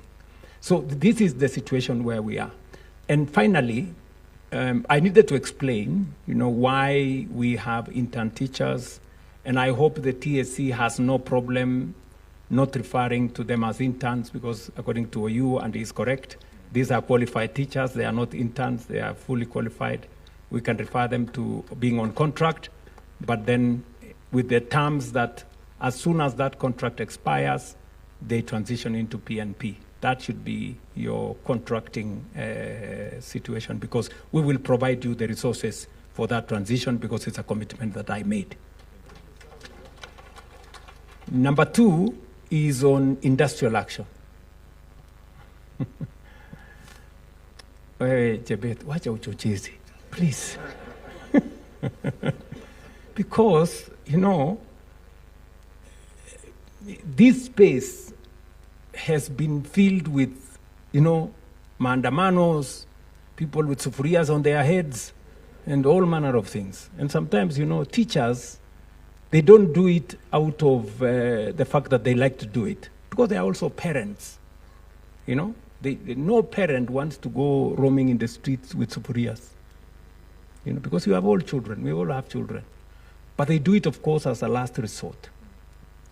But we decided, and I gave very firm and clear instructions to the ministry, that let us confront the collective bargaining agreements. Let us negotiate ahead of industrial action. And we have done it in health. We have done it in education. That is why there has not been a serious strike in the last 3 years. Not because they didn't want to go on strike, but we decided that let's engage them. And there were people who were accusing the teachers' unions, oh, why have you signed the collective bargaining agreement? But that's the basis of the engagement between teachers and government. Once we honor their collective bargaining agreement, they have no reason to engage in industrial action. And my commitment to the teaching fraternity and to all the other spaces is that we will go ahead of time. We have, for example, we had a problem with the doctors. We decided to pay them whatever previous governments had committed to. You know, I didn't say it's not my place to do it. We decided to pay whatever it was. I'm sure we spent close to 3.7 billion shillings to pay what was the backlog. And the teacher unions were also very understanding. They allowed us to pay it in phases and that kind of thing. So I really want to persuade us that instead of confrontation, in a meeting like this, we can find greater collaboration and we can find greater understanding. And that way, we don't make the business of teaching difficult, we don't affect our learners, and we don't put teachers also at a point where they have to go to the streets instead of being in classrooms. So I think this is what I just wanted to say. Thank you, Excellency. See, I started by saying it's a good thing for all of us. Thank you so much for that. And let me just bring in Reverend Gat. And you're representing chaplains in our institutions, which we know that they play a critical role in bringing up our children in schools. Maybe just talk about the issues also that you raised earlier on the chaplainship in our institutions and a token, as you call it. And I want to say that I represent both the chaplains. The chaplains are coming from the sponsors, the religious sponsors across board, across all the faiths. They come in to support our education delivery. We have been in the education sector. We have invested a lot, even in infrastructure in the past. And we continue to be ready to continue investing, especially in supporting moral and spiritual formation, which is one of the goals of our education. And we have hundreds and I think now in thousands of chaplains in many schools across the country. And the education policy talks about these chaplains should be supplied to the schools at the expense of the sponsor. I think it's only in basic education specifically where the government is not allowed by law to support chaplains. Because in all other sectors, universities, wherever else, the money that may be spent, for example, in basic education to do moral and formation is, as you have seen in the past recent issue, is called an illegal allocation. Because there's no other way. Because the Act says the government shouldn't pay. So as chaplains, we've been talking about this, and we are ready to continue collaborating, and we do, not only in terms of the government paying, but also having a conversation, because I believe it is, as a sponsor, the sponsors can do something, but also that collaboration should be allowed by law. We continue to be happy with the competency-based education. As chaplains, we had a meeting recently, and we evaluated the situation. When people get stressed, when people don't have jobs, when people have failed exams, they come to us for counseling.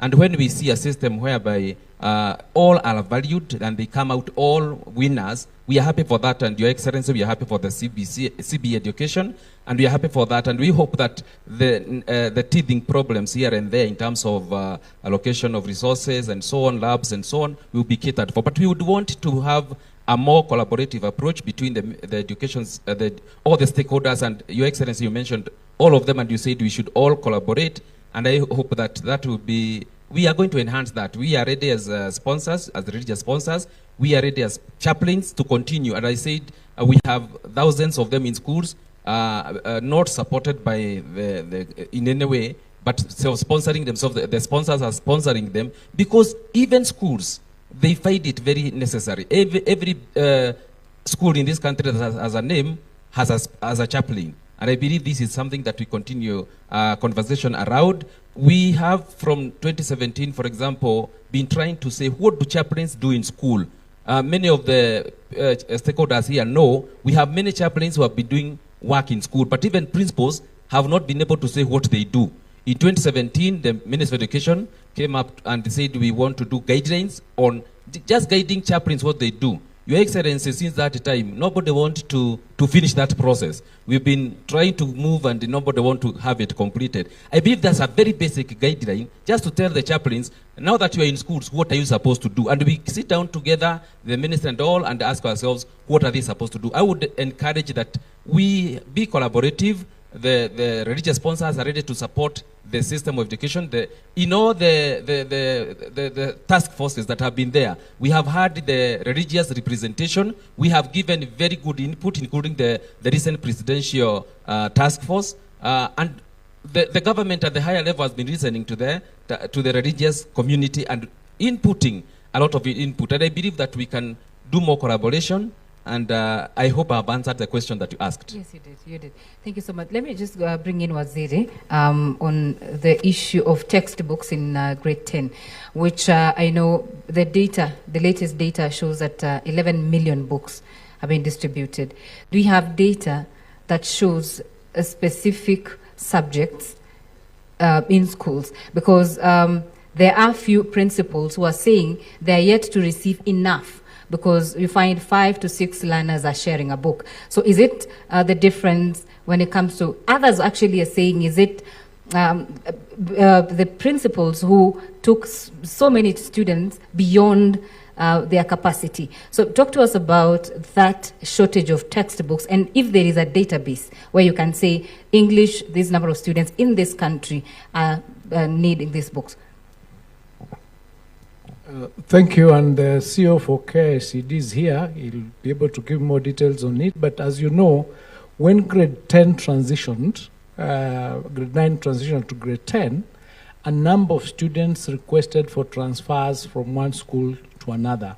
So during that time, the data that was being used was the data that had been previously presented to KICD for the distribution of the textbooks, so that the ratio of 1-to-1 per subject was to be met. Now, because of that movement, the KICD did a circular or a request to all the principals to do another return to indicate, yes, last year we had put in a requisition, for example, for 600 books. Now we have 620. So that then KICD could then do the rationalization of that process and redistribute the books to the various institutions. Some who had more were asked to return those books, and those who didn't have were requested to give in the information so that they can get. But easier, I can answer that question more appropriately.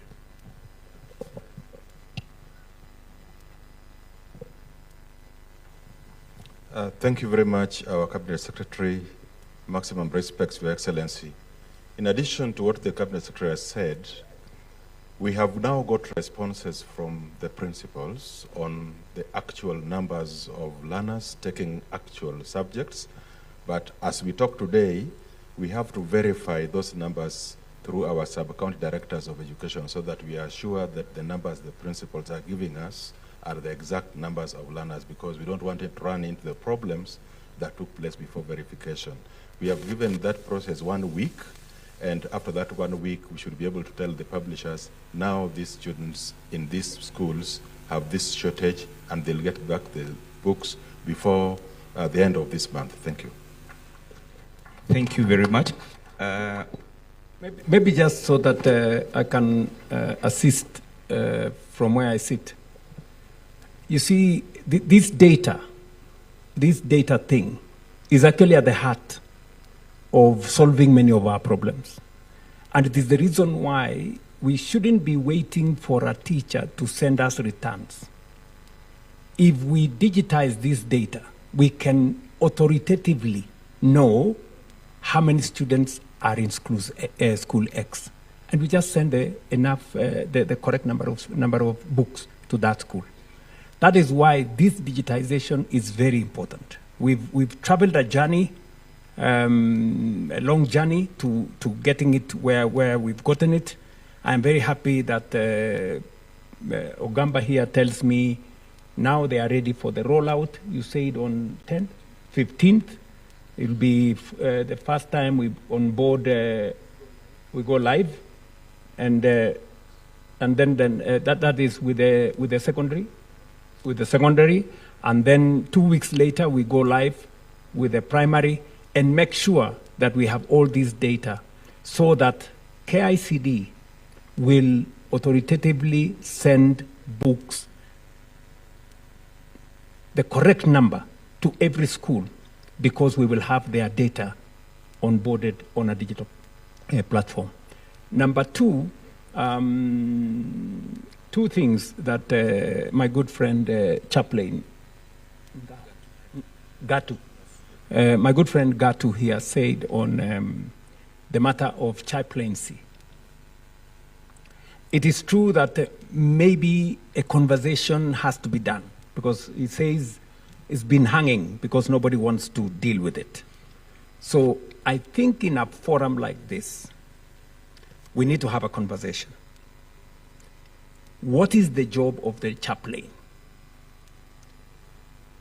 What is the job of guidance and counseling? Who does it? Do we have teachers who do guidance and counseling psychologists, what is the training of the chaplain, what kind of a chaplain, what are the qualifications of a chaplain.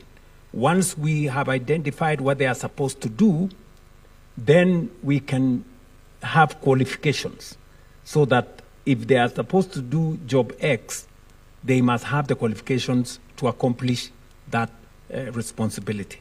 So I think this is the conversation that we need to have. And then we will also need to have who pays them. Okay, we have schools that are sponsored by churches, but we also have schools that are not sponsored by anybody, government schools that are not sponsored by anybody. What happens? You know, that kind of conversation is what needs to be done. And Waziri, I'm sure a forum like this will provide a good space. We can have suggestions, it can be refined, and then it can be approved. And then as government, we can pick them up, take them to Parliament, we create a policy, and then subsequently we generate either regulations or a piece of legislation to guide that process. And finally, to the conversation, I just wanted to bring to the, to buttress what I said about being frontal with engagement. There was a problem with SHA, with teachers, about a month ago, when there was a problem of co-pay, you know. It came to us as because we were trying to protect teachers' money not to be eaten by some of the hospitals that we know. Then some people went overboard. But I'm very happy the minister came with his team, the teachers' unions came with their teams, they sat down, and they agreed and sorted out the problem. Now we have clarity on what is going to happen. And I want to say, when I engage teachers, the scheme that they had before was actually working against teachers because they had access to only 900 hospitals. Today, they have access to 9,000 hospitals across the country. Their scheme was good on paper, but was not good in practice. So we have now changed that, and I want to confirm to the teaching fraternity that we are going to make your terms better. Because why? Look, we were paying an average of 24 billion shillings every year for the private insurance. Under SHA, we're going to be spending between 15 and 16 billion. We are saving close to 7 billion shillings every year. Just imagine. Money that was being shared by characters in this town. And they are the ones who are sponsoring all manner of things. Headline this today, they put another headline tomorrow, they put another story, social media, blah, blah, blah. You know, because they have lost, you know, the gravy train. We've stopped the gravy train. But, and that is why when you see all these screaming headlines, oh, SHA is not working, I don't know, the teachers have rejected SHA, I don't know, blah, blah, blah. And you see them in the headline. When you go to read the story inside, there is nothing. It is because it's sponsored, you know, because they want a crisis so that they take us back where they were making 7 billion shillings every year. I want to promise you that will not happen anymore. Not under my administration. Not when I don't know what the right thing is. We will stop them. They have eaten enough. So we are going to work with these teachers. Instead of us paying those characters more money, we better improve the terms of to the teachers because they work for it. Thank you so much, Your Excellency, and thank you, our esteemed panelists. We really appreciate your input this day.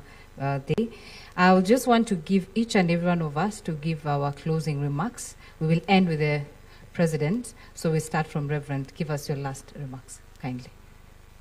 As religious sponsors of the churches and chaplains, we are happy to continue collaborating, especially to making the CBE work, based on what I said earlier, that CBE emphasizes on valuing a person for who they are and excluding the discrimination in terms of access and in terms of creating competencies and also giving our children and the citizens a destiny. So we are ready to continue collaborating and working together, and we hope, as I said, that we shall continue collaborating and having more conversations. Thank you very much. Thank you, Reverend.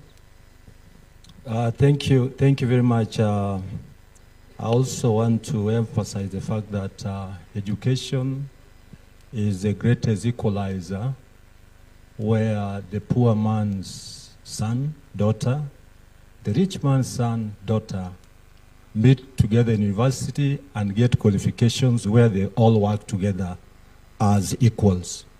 I also want to say here that we really appreciate the recommendations of the Presidential Working Party on education reforms, which of course is the basis of the discussions here on success and maybe progress that we've made so far.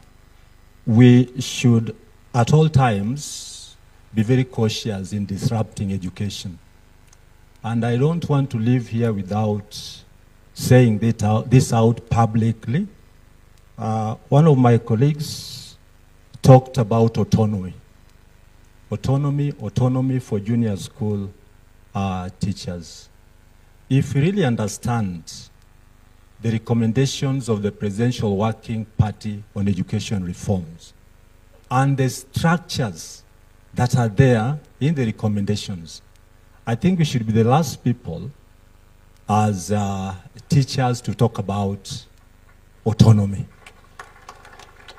Because look at it, the education budget is constrained. Then you want to introduce another school again within another institution. Because the clamor here is about leadership for grade 7, 8, and 9. And let us all listen to this. When our young teachers claim that heads of those institutions are not qualified to lead them, the qualification here they're referring to is the degree that maybe they have as young men and women. But TSC will confirm here that 90% of our teachers in public schools are graduates. They are graduates. Yes. Head teachers are graduates. So leadership is not about papers. It is experience and how long you've taken to climb to that level. When I came from college, I was the only P1 in that institution. The rest were P4s. I don't even imagine that I should be the deputy head teacher of that institution. So let us get it right and very soberly. The moment we talk about what was not in this recommendation, then we are hell-bent to destroy what we've achieved so far. So leadership is about being firm. You heard about it. We are firm, and we want to say here that autonomy has no place in the Presidential Working Party on education reforms. Because grade 7, 8, and 9 successfully domiciled in primary institutions. I want to say here that the greatest public participation that I've ever come across in this sector was this one that was carried by the Presidential Working Party on education reforms. We all participated. So don't bring in what is not in the reforms. Thank you. That is out of question. Thank you, SG. So I also want to say here that let us go international on matters education. If we want to go to Singapore, why do we bring ourselves back on matters education by segmenting education again. I want to believe that one time, grade ECD, grade 1, grade 9 to grade 12 will be in one institution. And parents will tell you how they've achieved on matters transition to grade 7, 8, and 9 in expenditure. Imagine grade 7 in high school, the secondary school, grade 8 in secondary school, grade 9 in secondary school. This transition has been very seamless, and I shall forever support the recommendations of the Presidential Working Party on education reforms. Thank you so much. Thank you, SG. Waziri, your last. Yeah, thank you. Let me first take this opportunity to thank Your Excellency for being magnanimous enough to be in this particular meeting for this long. We thank you and we don't take it for granted. And to all the stakeholders here, I just want to confirm to you and give a commitment on behalf of the Ministry of Education that the team here, beginning from the highest office in the country, is a listening team. We will receive your recommendations, we'll receive your proposals, we'll discuss, we'll debate, and we'll come up with the best possible solution to the problems or challenges that face our sector, because we are all participants in it, we are all stakeholders in it. So let's continue engaging, let's continue solving the problems. The problems will not stop, but what is important is the capacity to face those problems, face those challenges at the first instance, and get a solution for them for our system to move forward. So thank you for agreeing to be here, for participating. Participate, as I said, authentically, be honest in your deliberations, be open so that we can get the best possible solution. But thank you, and thank you for all the support that you continue giving us in the ministry. Asante sana.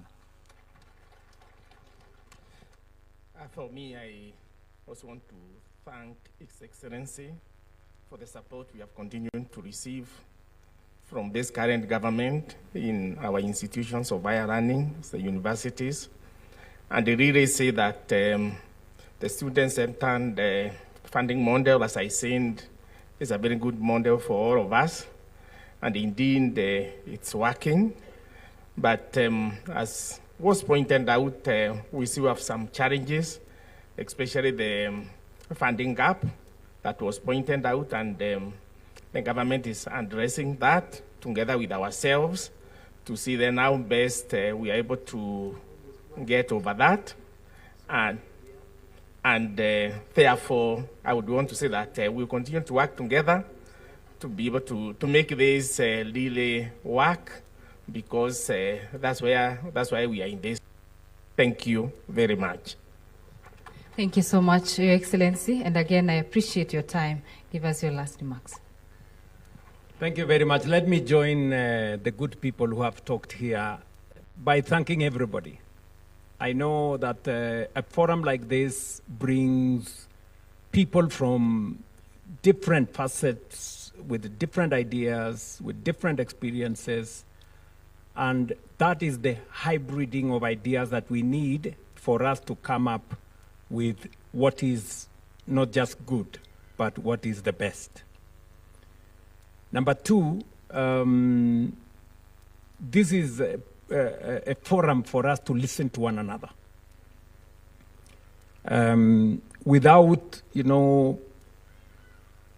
creating a political storm.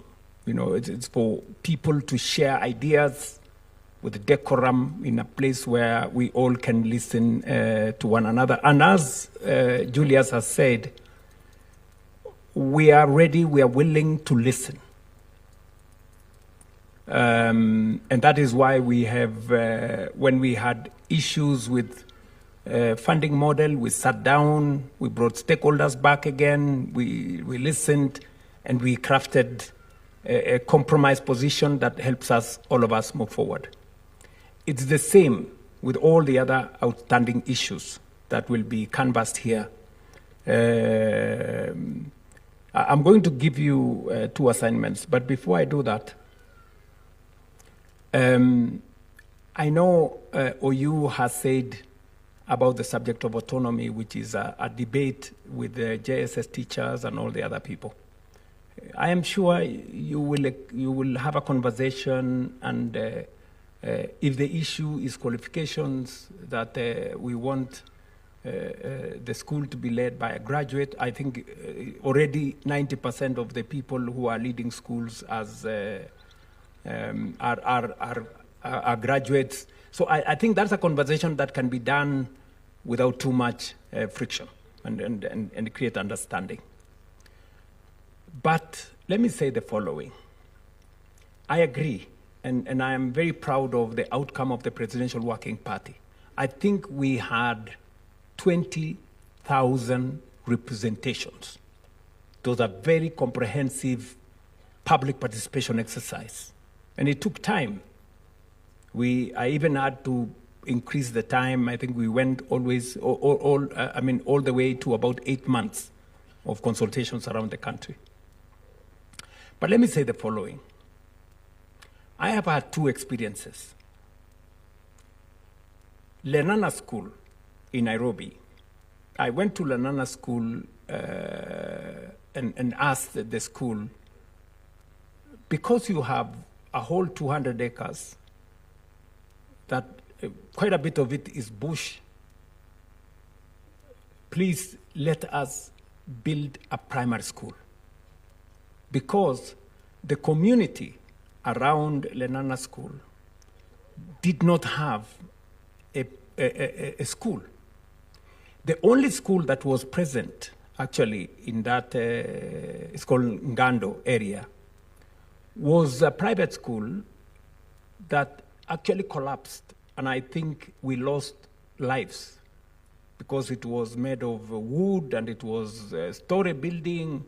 And so when I went to, when that accident happened and I went there and I saw what had happened and I saw Lenana School was nearby, I tried to request them. But there was a problem. They pushed back. They said, no, they don't want a primary school, blah, blah, blah.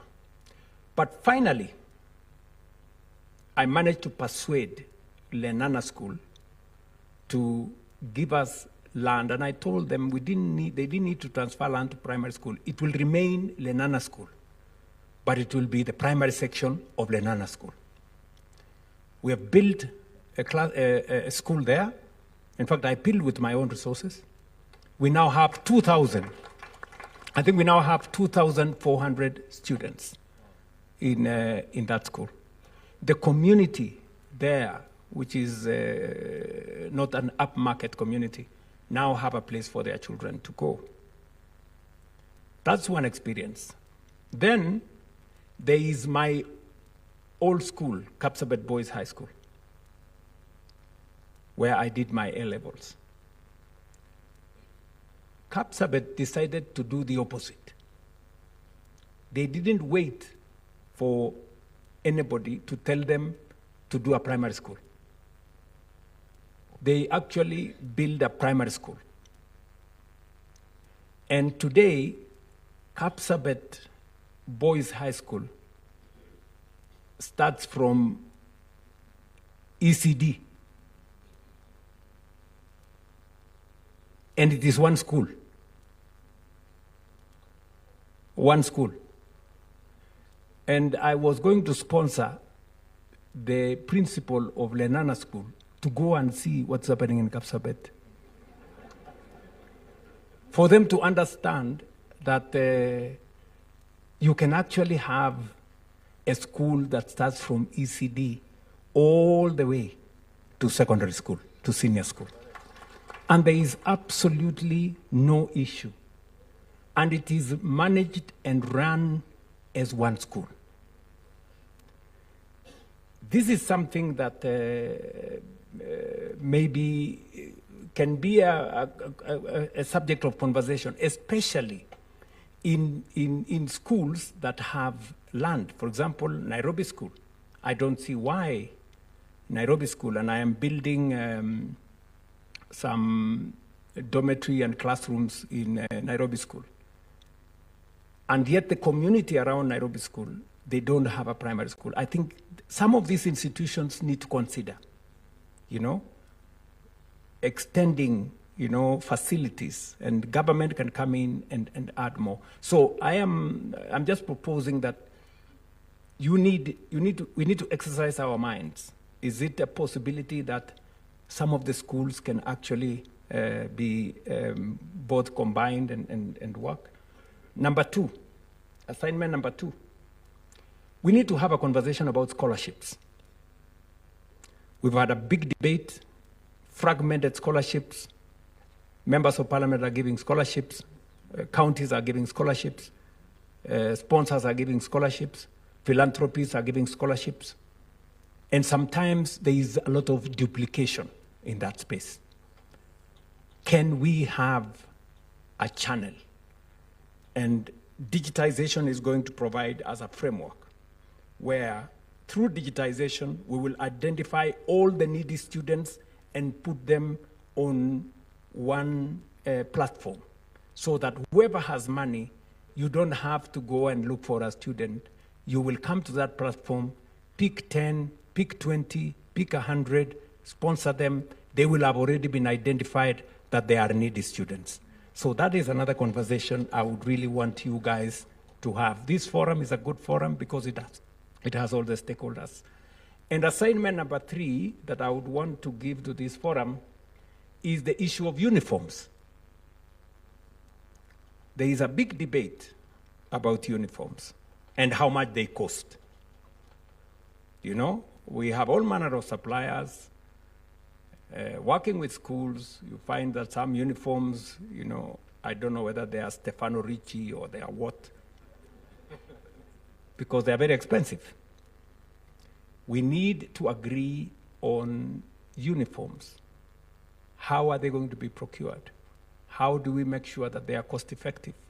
There are those who are saying we should not have uniforms. I don't know what their ideas are.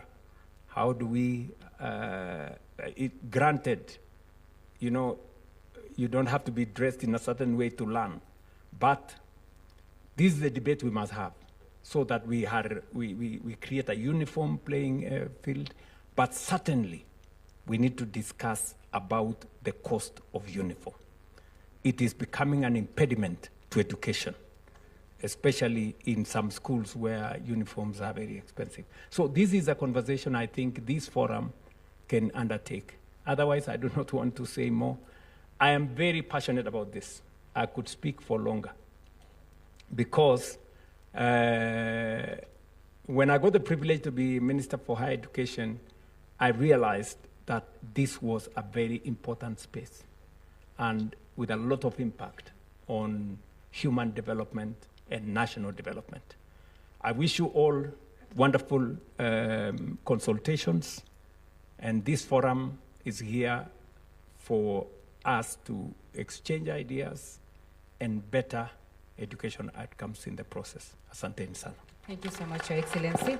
And it's my singular honor now to return this to Mike. Thank you. Thank you.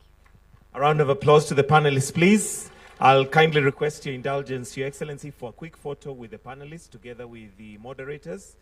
Let's have a quick photo, a standing photo, please. Let's all be standing.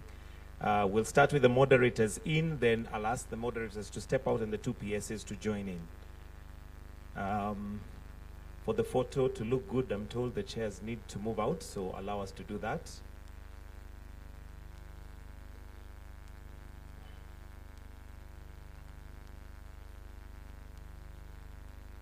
All right.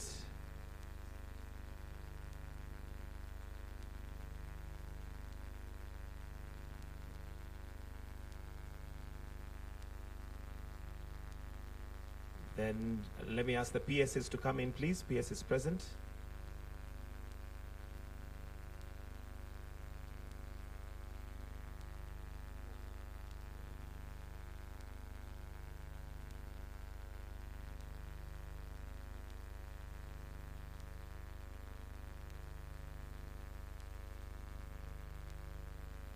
PSs.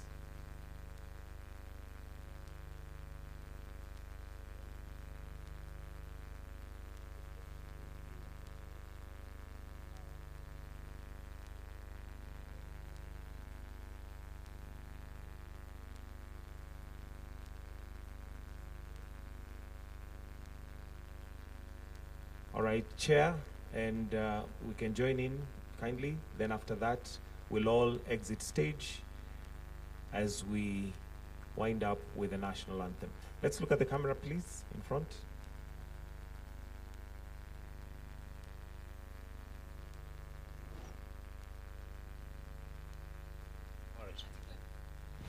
Thank you. I'll request that we all exit stage except His Excellency. As the rest of us, please rise as we now come to a close of this opening ceremony with the national anthem. So let us all be upstanding as we come to a close of this particular ceremony with the national anthem. Just hold.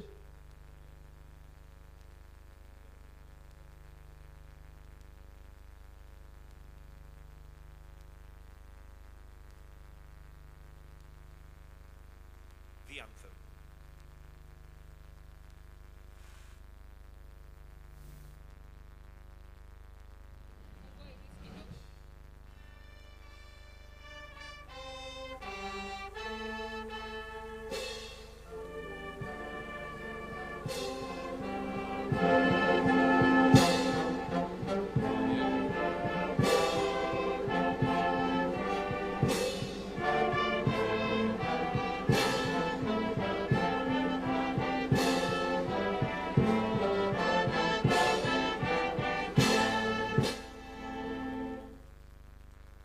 I'll request that we all maintain our position.